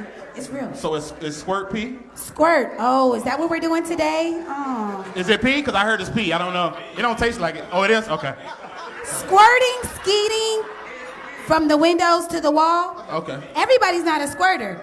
No. Have you ever been with a squirter? Yes, this is rare. It's like, Anybody not know what squirting is? We're here for the Wikipedia if you need they that. almost extinct. Okay, you said it's a what? They almost extinct. It's rare. The squirters are rare. Oh, the squirters are rare. Yeah, it's almost extinct. Oh, extinct. Extinct. Oh, that's funny. Those that are squirters. So a lot of women don't even know that they are squirters. This is a real thing. So it is a type of orgasm that can literally squirt out, which is why we call it squirting. Okay. And it literally can squirt out like a fountain. Now, you may not know you're a squirter because you could have this feeling and you literally tighten up. Oh, y'all quiet? Yeah. Let me Like, tell do you. tell, it's do Get tell. out your pens and pencil, okay? Okay, we're here for everything. Sex therapy, grief therapy. This is what we do. Uncle want me to talk about sex. Like he know I don't give a Chris fuck. would love Like, to talk about, us to talk about sex. But literally, oh, sorry. How many squirters in the building? By a show of hands, how many women squirt? Oh, by a show of Miko hands? is clearly like, yes. Just one. Okay, so Miko, we'll just talk like no one else is here. 786 So being a squirter, we got another one? 859 73.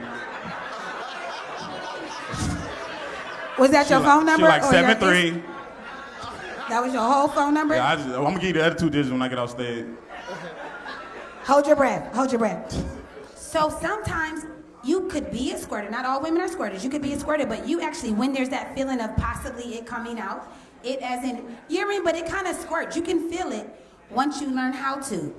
Okay? So you may hold it in because in your mind you're like, it takes your body over. You can really hold it. It's very tense, and you don't let it go. Now, if you have a possible partner, maybe with you that's inside, Yeah. he may be able to see that you need to push that thing out. And that's when you find out that you can be a squirter. Yep, when you yep. push it out, first it's always be intense, and then it may shoot pretty far. Yeah, yeah. It shoots up there. It's- What is exciting about the receiving end of the squirters? I don't know. This shit just do something. I don't know. I ain't gonna lay in that It's side hot. of the bed. You called it hot? It's hot. Oh, the urine is hot. The squirt is hot. I don't know. I be drunk, but I be sick. Like it be. Because it's been inside for a little while. Yeah, I don't sleep on that side of the bed though. When she do it, like she gotta sleep on You that wanna- side of the bed. She got to sleep on the other side? Yeah, cause I ain't sleeping on that side. She got. Oh, okay. So you don't do the waterbed Nah. action nah, afterwards? Nope. Okay. Did you put a towel down or you just leave her over there in the So squishy? here's the thing about the towel. I only put a towel down when. All right, never mind. Oh. Okay. Are we doing? So we judging tonight. I'm sorry. My bad. No, not a drive-by My bad. therapy. I ain't know. Not I a ain't know. drive-by therapy. All right. I My didn't bad. know. I didn't know. What was we talking about? What we talking about?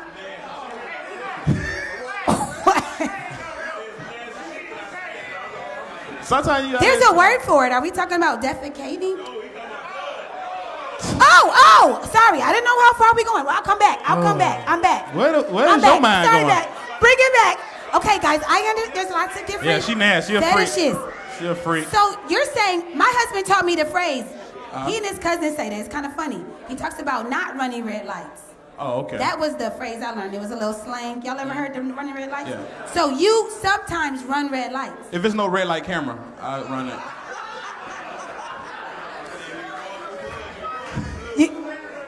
I don't know why women act like that. Y'all be the horniest people on earth when y'all on y'all period. Before, for sure. Yeah, then try to throw little hints to let you know they want to fuck. So I was spying earlier, but it wasn't nothing crazy. It wiped earlier. It was a little pink, but it wasn't nothing crazy. Like it wasn't no. It wasn't nothing crazy. Oh, they do be wanting it though. We do be wanting it. That's pretty funny. She know I'm Okay, on so that you stuff. at least go through the yellow light as long as there's no Yeah, I slow down. camera. Okay, you do slow down. Okay, I love it. Anything else you've been learning in your 30s, Yeah. young man? Yeah, 30. I just turned 31 2 weeks ago. 31. Yeah. Happy belated. What's that? I appreciate Pisces? it. You're a Pisces? Aquarius. Aquarius. Sorry. Aquarius season. Okay. Yeah. Unc called me and act like he didn't know it was my birthday. He was like, I think you got a birthday coming up. I'm like, nigga, you know what my birthday is. That's how he called you? Yeah, I think you got a birthday coming up, don't you? I'm like, oh, you know what the fuck my birthday is. You done been on all my birthday shits. That's Chris. Yeah. You go a little roundabout the way. Right. Wow, I'm so glad you came. I This appreciate is a it. big deal. I've heard a lot about you. I've never met you though. Yeah. I had to come show love for Unc. Unc always showed love for me. He used to come to all my rooms. I had the open mics and everything. He'll come. And as soon as the next day come, he'll call me and be like, you almost funny. You almost could be a comedian. Oh. I was like, Unc, fuck you. He like, bye, He bitch, gave and you hang the up the phone. almost. Yeah. Yeah. I hear that he called a lot of guys the bees. Yeah, that's A just lot of how Unc guys- talk. That's just how he okay. talk. He never talked to me like that, so it's Yeah. good to hear that. He Uncle doesn't he'll call be like, women that. He'll be like, I love you in a non-Wilton Manners way. That way he'll tell you. In a non-what? Wilton Manners way. Oh, Wilton Manners. Okay. That way he'll tell you, I love you, nephew, in a non-Wilton Manners way. I was like, Unc is crazy. Yeah, he is. I didn't even know what that was till he said that. I was like, Oh, God. You're not said, going "What to is talk that?" about Wilton Manners neighborhood. But yeah, it's funny. It's kind of funny. I said, I had to Google that. What is that? So before you get off the stage, any favorite Chris moments, any favorite Chris jokes, any jokes that you did that he loved? Shit, I got a lot of moments, but my Unc ain't shit.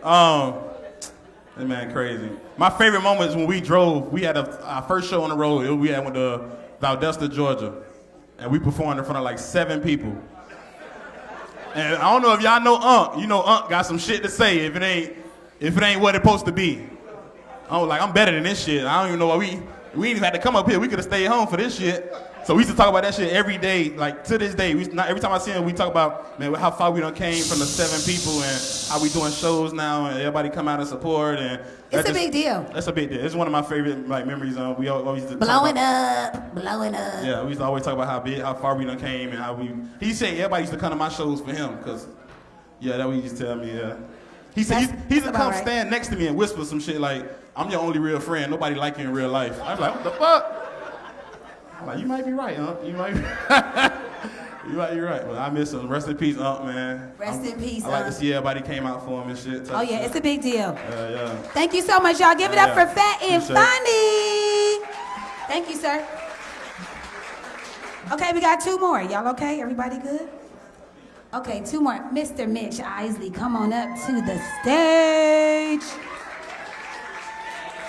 Mitch was literally at the first show. Aw, this is important. Oh, okay, he got props. Aw.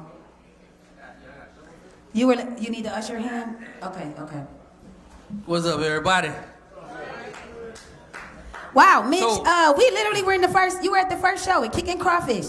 Yeah, first show. I appreciate that drive. Before I start, I wanna before I kick this shit off, I wanna say 2 things. I wanna give your flowers because we don't give our flowers, until a motherfucker kick the bucket. So I wanna give you your flowers. You know what I'm saying? And I want to give TJ Hope, she in the building. Yes, I want to give TJ Hope her flowers because she do that eargasm. She do shit. Every Y'all fourth gotta Friday. come check that shit out. Make sure y'all follow her. Cause this is shit that we need in our life. Therapy and goddamn poetry, especially that sexual poetry to get motherfuckers fucking and shit. Keep the making babies and shit going alive, Erotic. So keep it from killing yourself and keep it fucking. So that's why you gotta keep it going. We appreciate that, Mitch. Thank you very much. These are beautiful. I'll leave this right here. So we here for Aunt, right? I heard a lot of shit about marriage, this, that, but we here for Chris, right? Yes. We here for Chris, right? Yes. All right, so this is how Chris called me first thing in the morning. And I heard everybody say the shit. But this is how he said it. I want y'all to repeat after me. Good morning, slut. Good morning, slut. Good morning, slut. Good morning, slut. It's a good day. It's a good day. To be ugly. To be ugly. The bitch used to let me know that it was okay to be ugly. I say this was the most disrespectful old ass nigga. This nigga was very disrespectful, man. In a respectful way, he was disrespectful. But it's like, who the fuck can you get mad at? That was Chris. I heard a lot of people say certain things, but I know Chris for like the last 12 years. You know what I'm saying? And the nigga just was Chris. Hijack ass, walking around with Converse on. You know what I'm saying? Motherfucking Kenneth Davis pants on, Bugle Boy pants on with no motherfucking crease in it. Yeah, the motherfucker didn't even touch the shoe. That was Chris. You talking about my co-host now? Exactly. I said if I'm gonna get up here, I'm gonna tell the truth.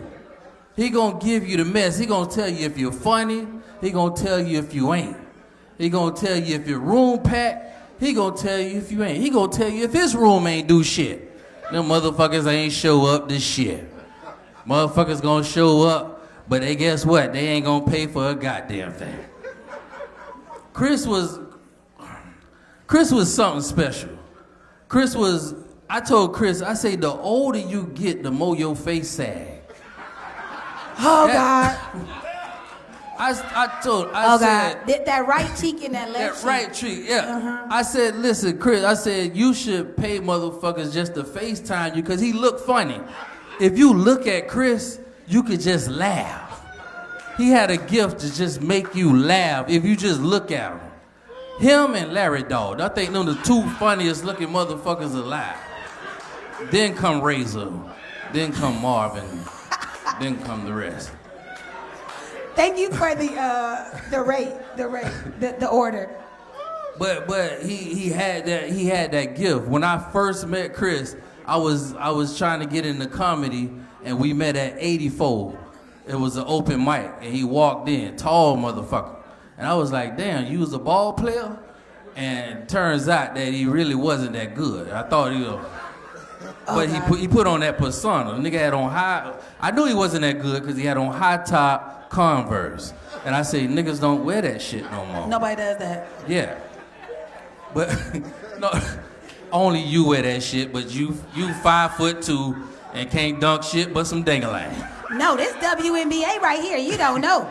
Oh, yeah. Oh, shit. WNBA. Oh, shit. Oh, yeah, I remember you. Yeah, shit, yeah. Oh, yeah. You weren't ready for that. Oh, yeah, I remember. Okay. I ain't you ready know for this that. One. You know this one. Yeah, that's some deep pussy right there. Oh, boy. Oh, yeah. I get on my tippy toes for that shit. Squeeze my butt cheeks, get 2 more inches. You don't mind climbing that tree? When you were single. Well, yeah, when I was Yes, single. I mean, yeah. absolutely. Got it. If my wife was here, I would tell I know, her, we love Latoya. try to take her home tonight. I would take one of them gas station dick pills on the ass. I tear her ass up. Not at the gas station. Ass up. Is it the ones in the back or they on the counter in Yeah, the aisle? Might do it in the honor of Chris' name and put on some Converse. Oh, Mitch, you always crack us up. You guys have known each other for years, though, way before comedy, or it was straight comedy friends? It was straight comedy. I asked the motherfucker, I said, I'm trying to get into comedy. How could I, what I gotta do, how I tell a joke? Yeah. And when he turned around, he looked around and he was like, you got some reefer? And I should have known the nigga had to be close to 50 because he said reefer. True story. And I looked around and I was selling weed at the time. I said, actually, yes, I do. And he You said, just happen to be a little pharmacist, street pharmacist. at the time. And the nigga say, well, give me a joint. I pulled out a bag. He grabbed the whole bag, made him a joint, and the nigga rolled the joint. And I say, so what I gotta do? The nigga say, just keep heating stages and walk the fuck off. Oh, wow, he stole all your stuff. I ain't seen him again to another goddamn stage. I think it was him, fat, funny, ridiculous. I said, that bitch just robbed me. That's about right. He started calling it gas. I didn't know that was the new word. That's the 2022 That's word. when he started hanging around with Fat and them trying to be all hip and shit. Okay. I had to learn what it was. Yeah, because at the time I met him, he was calling it reefer and dank. Dang. Okay, Yeah. got it. Okay. I take Yeah, notes. dang. So I know next time. I take notes. Yeah. So literally you were a part of Drive-By Therapy in the very first show. Yeah. You and your wife got to talk to us about, it got a little controversial, we'll just say that. Y'all dogged me out. Yeah. It happened, and you have been supportive ever since, and I want to for sure tell you thank you. I know that he would love to know that you were here to represent while he was not, so I wanted to tell you thank you. I appreciate you, Mitch Isley. Oh, yeah. He was the first to let me know, boy, they did your ass in that night, boy. Yeah, he said, that night, that's when I met her. I was like, I met my wife, I ain't had shit, I was laying on the couch. She brought me in. They was like, oh boy, they said you was an ain't shit ass nigga. And Yeah, you did. You put it out there. You were not employed, had a few kids, I don't remember the number, and she still loved you through all of that. all that. One thing about me, you can't embarrass me. I'm a nigga that eat pussy from the back. Like, I'm...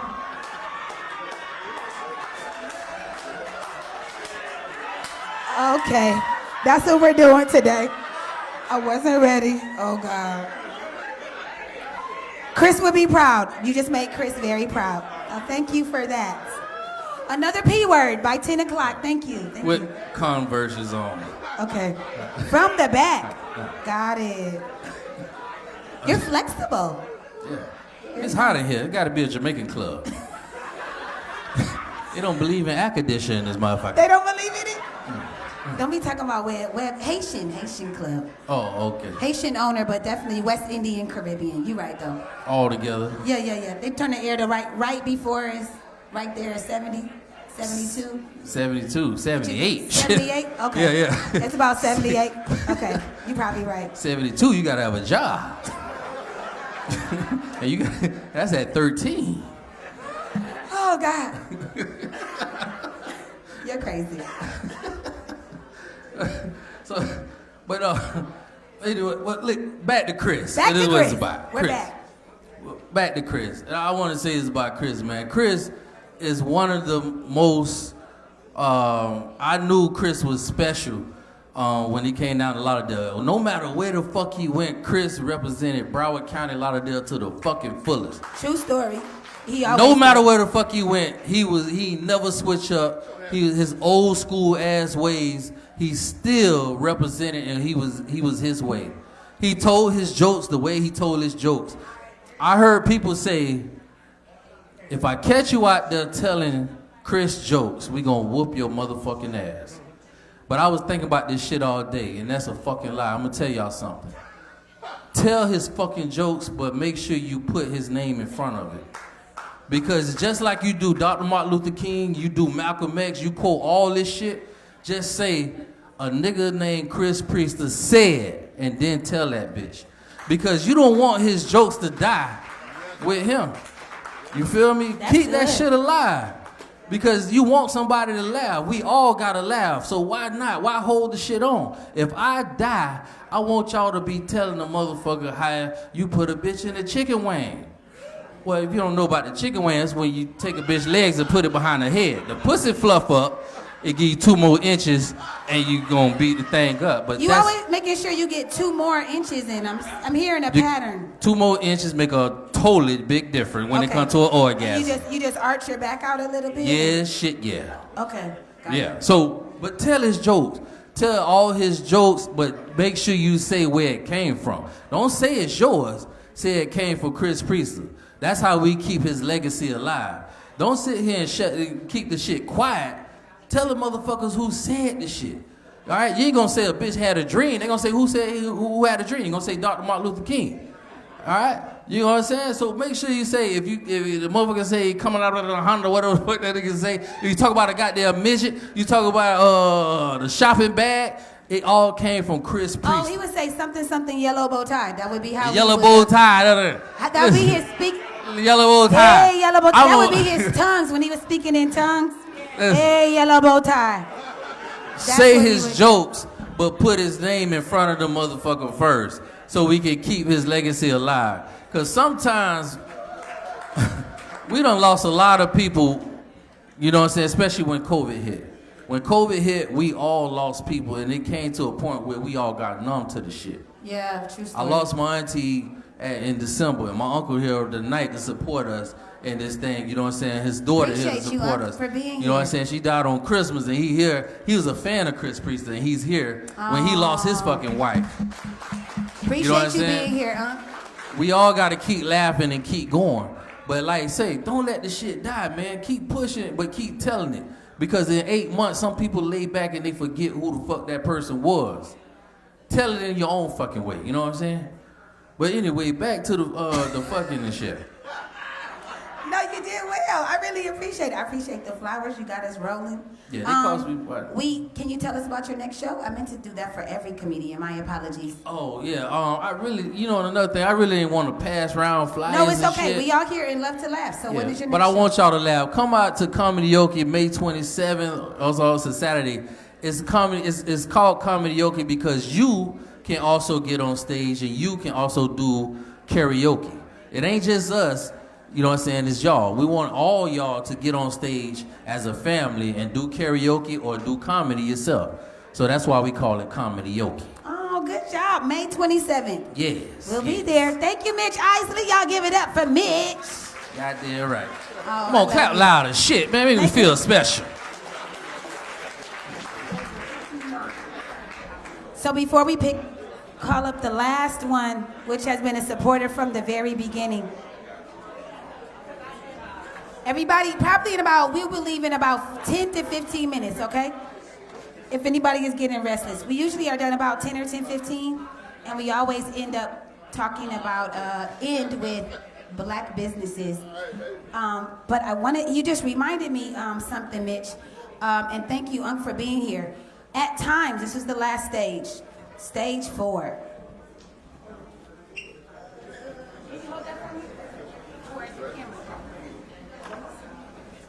Stage 4, depression. I still feel like I'm cheating when she would move on to somebody else, and I shouldn't be happy. So you actually would feel guilty about being happy or life moving on after somebody dies.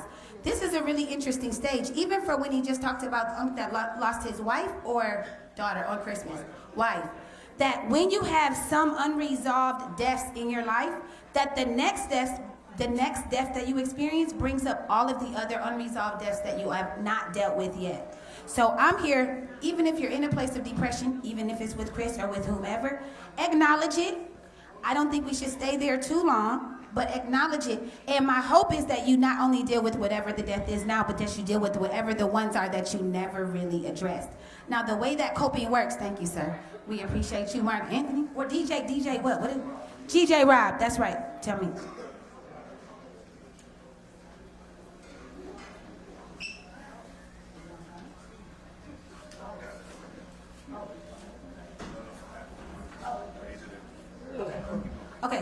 got one more comedian and then a poet that, oh my God, I love him. Thank you for being here. So that's a big deal. Oh, to cope. That's right. So if you're coping with depression, a lot of times it is called coping when you drink a lot, smoke a lot, party a lot, and you kind of go into a place of kind of distracting yourself from the emotion, escaping from the emotion. I just want to let you know that is a way to cope. But a healthy way to cope would maybe be to go to counseling, talk about it, talk to the person.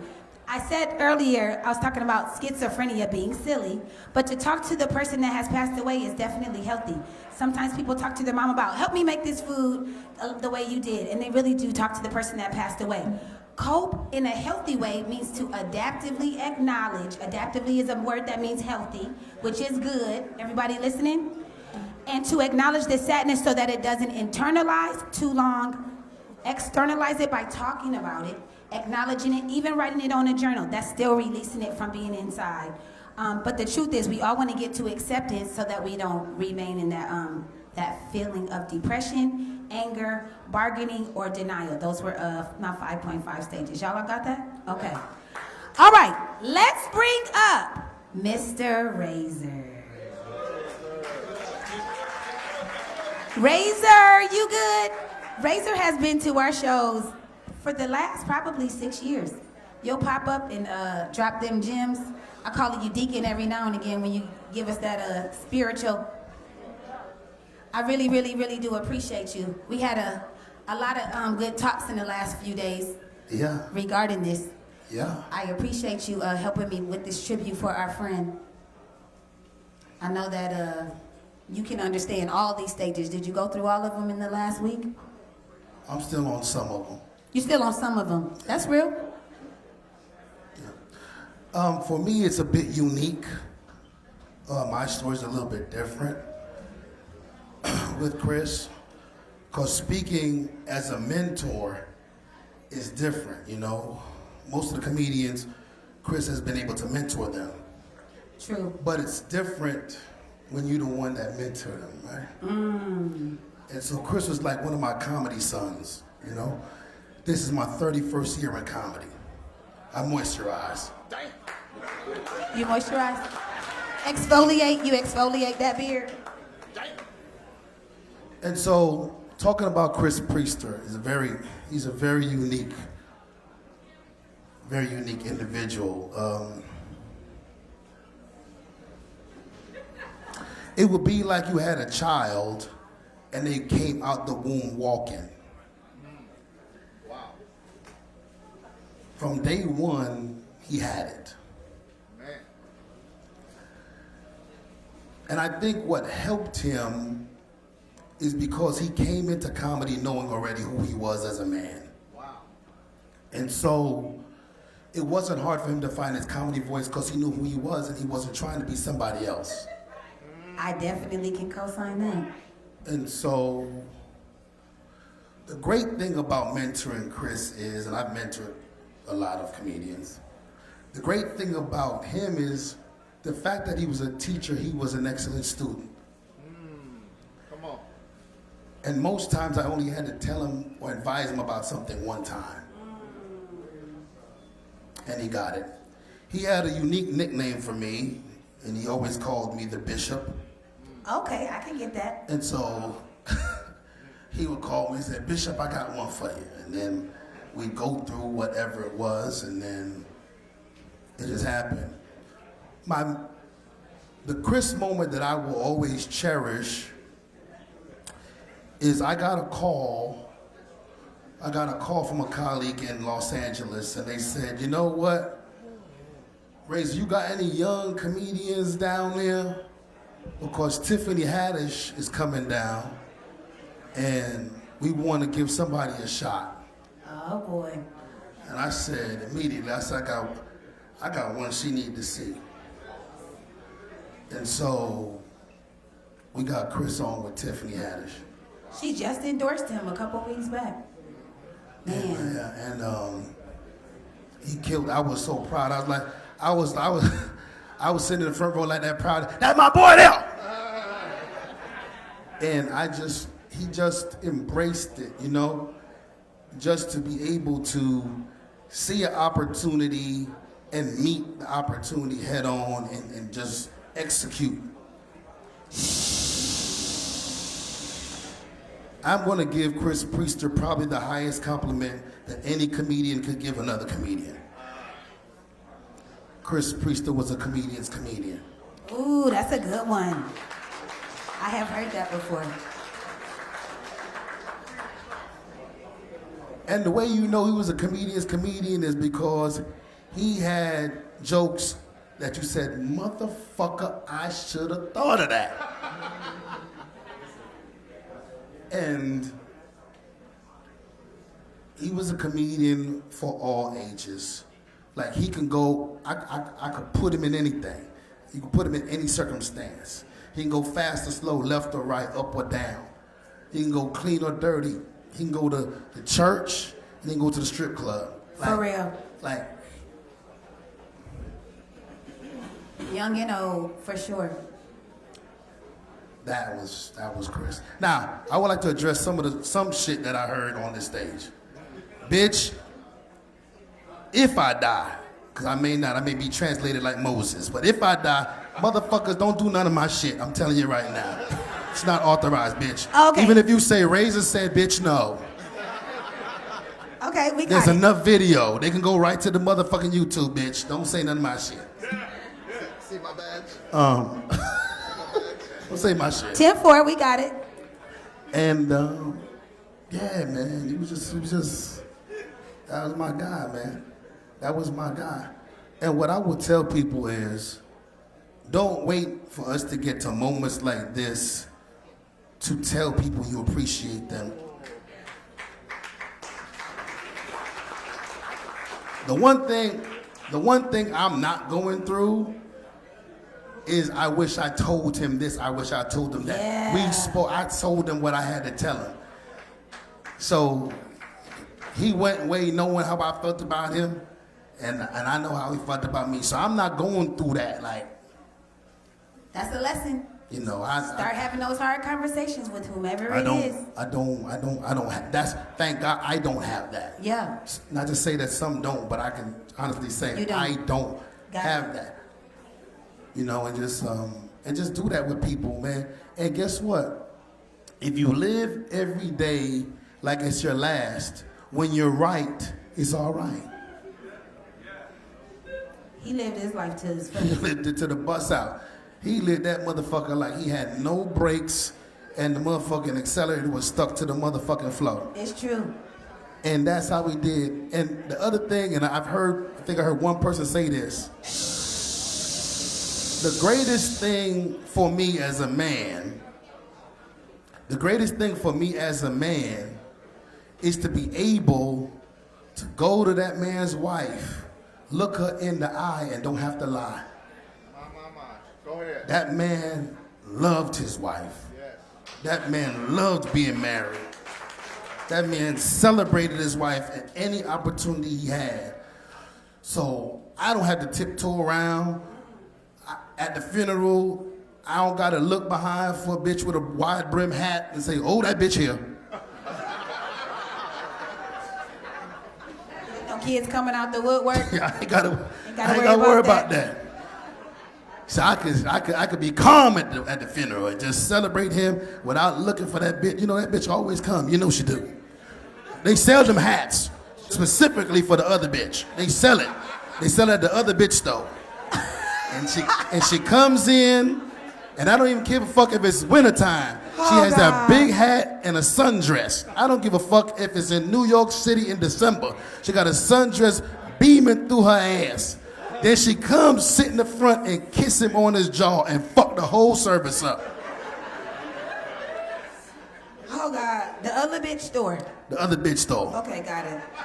Okay. It's on Broward Boulevard. It's on Broward? Okay.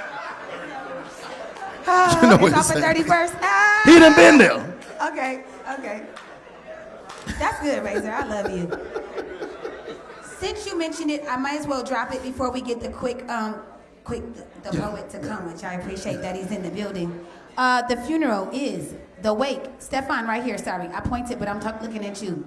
The wake is on Friday, The 10th. the 10th, at Grace Chapel. I think it's a long time so people can come through and do their Right, I little believe it's from 5 to 10. 5 to 9. 5 to 9 viewing, Grace Funeral, Chapel, Oakland Park, 5990. Is that what I'm reading? 5990? 80, thank you. Grace Funeral Chapel viewing for the wake, as we always call it. That's the viewing. And then sorry for the drive-by logo, but the other one says Celebration of Life. That is at New Mount Olive Baptist Church. That's where I was teaching Sunday school, where I met Jay Baby. But we will be celebrating Chris's life. Anyone that can make it at 11 in the morning, Saturday, Promptly. March 11th. Promptly. The only person allowed to be late is Chris, because he's the late Chris Priester. All the rest of you niggas right be there on on time. time and early. Thank you, Stefan. So yes, that is next weekend, not this weekend. Right, but next that was weekend. good. Yeah, next weekend. Next weekend. Absolutely. Yeah, because if you don't say that, people just listen. They don't read. Yes. They be at Mount Olive on Saturday, wearing their Unk Life shit. Then you gotta, then If they're a blazer and an Unk Life yeah, shirt, then I might do it Modco like gonna that. have to get everybody up out of there and shit. That was good. Thank you. I did need to announce that. Thank you for that. That was a good segue. Yes. Y'all give it up for Razor. Thank you. I'm definitely sure you'll see him again when we have another month-to-month and different comedian. I love you. You know I do. Quick. All right. Last but not least, if y'all can put your hands together for Quick the Poet. That's Quick with a K.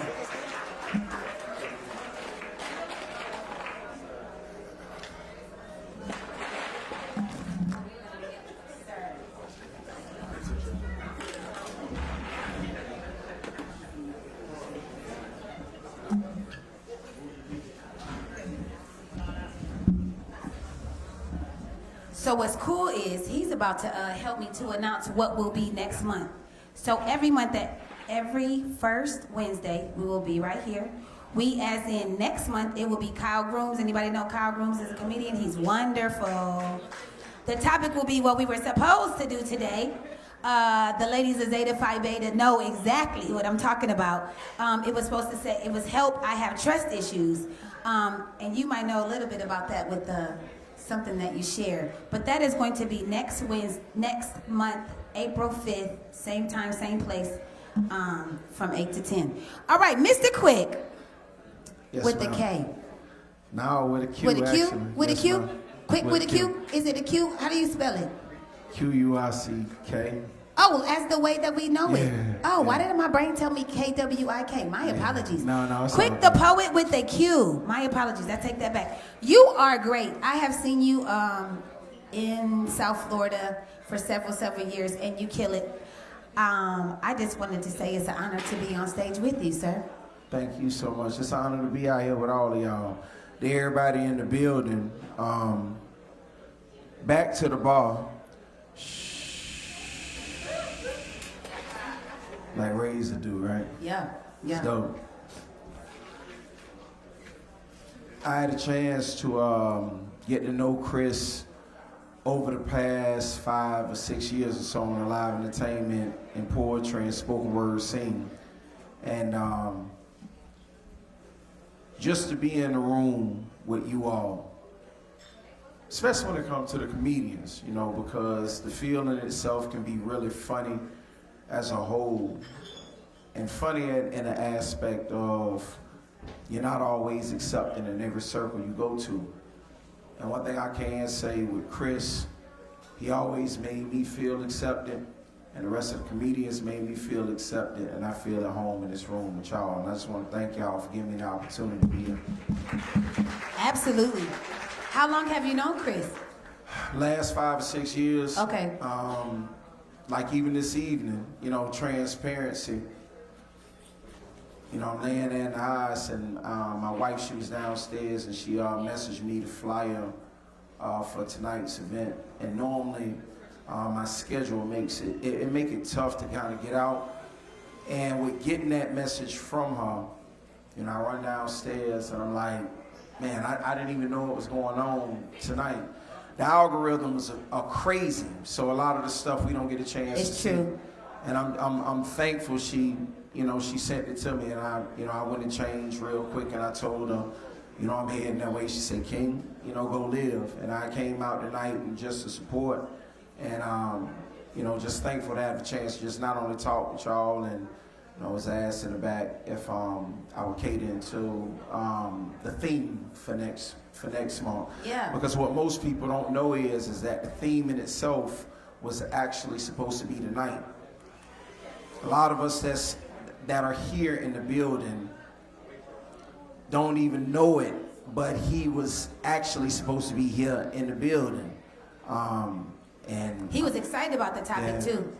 Yeah. I remember when we came up with it, help, I got trust issues, and he couldn't wait Absolutely. to talk about it. So you are right. That's what was supposed to be on this day and this night was with him. Yes, ma'am.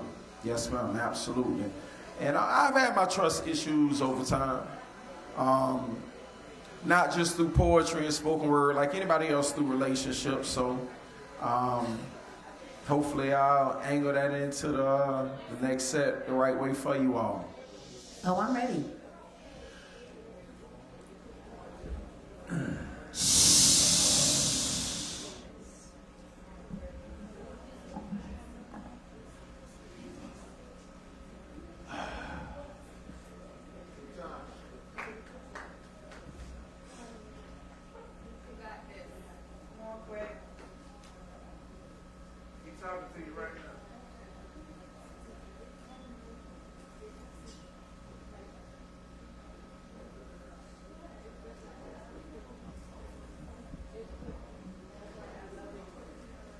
They say that experience is life's greatest teacher. And as far as relationship understanding, I've come to learn so much about companionship, thanks to that incredible instructor that taught me to see the truth. Because I know for a fact there will surely be no forever queen bee and I, if it weren't for all of the previous truth and lie, trial and tribulation wars that at one period of time plagued our lives like a rare form of monogamy terminal cancer before discovering the priceless living treasure of her. I remember back in the day when I finally got over my girl's icky stage and became an unknown Mr. Love Hall, writing love letters and poems, just like Darius did, right before Love Jones became an instant classic and hit back in '97. You see, just like him, I had so much love to give, but I couldn't understand or fathom for the life of me why I couldn't find a solid girlfriend to save my life. I was told I was too dark, too skinny, showed love way too much too early, and being too damn funny was a sign of weakness that would get me nowhere at all in life. Informed I needed to change my overly humble and loving ways if I wanted to find a solid girlfriend, more or less a future wife. So over my 9th grade spring and summer, I hit the gym extremely hard like Arnold and made a few good and bad personality and attitude adjustments. And like an addict with a bad love for a bad habit, I became heavily addicted to riding emotional roller coasters. I incorrectly discovered from the misguidance and teachings of an ex-lover is that you should expect your significant other to eventually fuck you over regardless of how much you love them. You should always be prepared to have to play chess with the value of their royalty. So after an unannounced visit to that ex-lover's apartment, I uncovered that all of the accusations and rumors were facts about her having another boyfriend. And that messy breakup left my heart severely broken. It should surprise anyone at it all in this building. And Craig, why that quote, every action, it causes a reaction.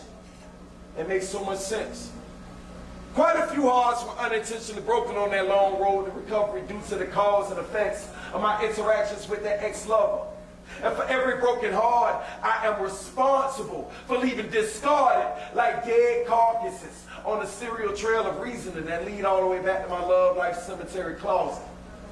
Most people don't know I was never truly heartless. I was only interacting with you all like that ex-lover she taught me to be in order to be happy. And I'm sincerely sorry that you all became a necessary sacrificial pawn in an emotional game of recovery to positively recover who I used to be. and ultimately helped me capture my queen. After my last experience prior to Queen Bee, when I found myself fighting to survive the latest mental injury suffer from what you get when you choose to boomerang through an emotional roller coaster of women like a Marcus, playing around with a bunch of Christies, Avons, and Jacquelines in search of my Angela. It's when I finally took an honest look in the mirror and accepted the fact that people can only do to you what you allow them to do to you. And hurt people, they don't have to hurt people in order to heal. And from that very moment is when my full emotional recovery began.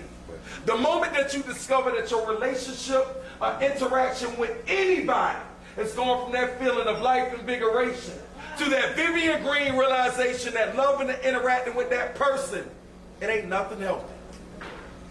It's time for you to get off that ride. It was never a question that you can't. The question was always when you choose to listen to your experiences and exit that ride before it derails while you are on it. It is too late. If it sounds like you or somebody you love, exit before it's too late.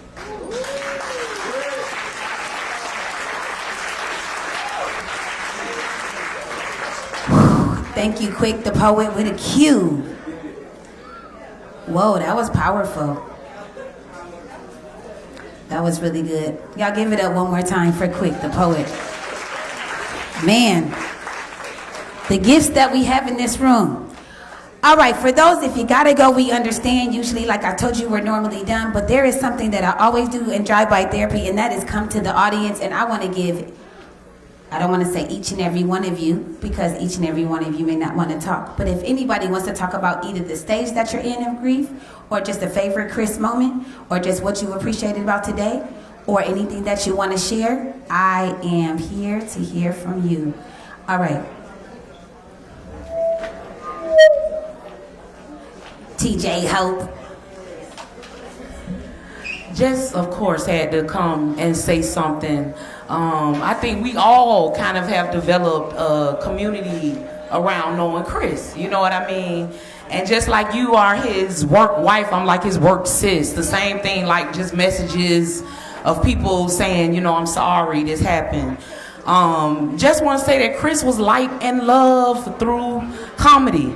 You know what I'm saying? That call every day, you know what I'm saying? Just somebody in your ear, funny.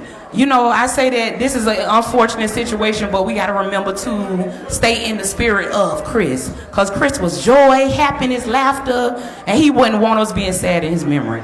You know what I'm saying? So I just wanted to come and say that, you know, that everybody just rejoice in his memory. Thank you, thank you, thank you. Yes, Mom? Yes, I am comedian Lady T, and I've worked with Chris several times on several shows, and I came out just to pay homage because I was in Alabama when I got the word, and he was booked for my next performance, Healing Through Laughter, Suicide Prevention.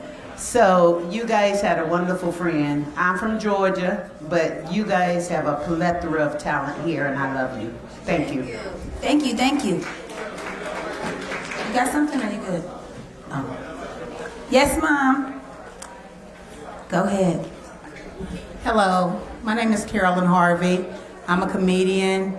I'm a clean comedian, and my stage name is Sister Josephine. And Chris would make sure that I am on the scene for his mom because he was booked the gospel extravaganzas.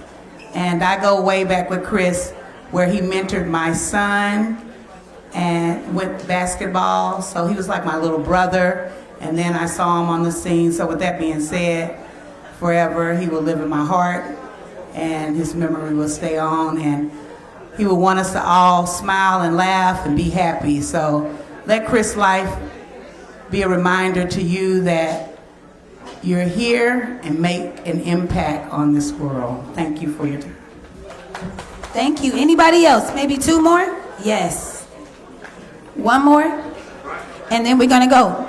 DJ L. Blaze, can you be ready for on the ones and twos, sir? Hi, everybody. I always loved the show that you and Chris did together. It was so entertaining. I just want to let everyone know here that I'm a naturopathic birth doula, so I just want to promote my business. If anyone here is interested in learning how to have a holistic birth at home, or if you are interested in becoming a birth professional like a doula or traditional midwife, I'm here and I'm available. We can segue to that. Any black businesses that you guys want to promote right now that you have not? We always do it at the end, but it's usually about 10 o'clock.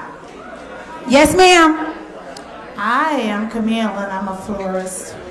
Camille is a florist, for real, and she will deliver to you. Sir, you got one? Oh, go ahead. I'm your 5 o'clock Friday that never showed up. Good to see you, sir. Oh my gosh, that's funny. Oh, that's crazy. That's crazy. You always come to support. All right, DJ L Blaze, are you back there? Go ahead. You want to say something? Rest in peace, Chris. We love you. Amen. Go ahead, sir. The shirts in the back are $20 for small sizes and $25 for the larger Correct. sizes. Absolutely. And they are being sold right there. And guys, make some noise one more time for Dr. Tasha. Oh, Make some thank noise, y'all, make thank some y'all, noise, thank make y'all, some thank noise. What time is it? Is it like 11? Oh my gosh, we never go this late. All right, y'all. Next month, first Wednesdays, April 5th, we'll be talking about trust issues with Kyle Groom. See y'all later. DJ L Blaze, are you ready? Not really, not yet.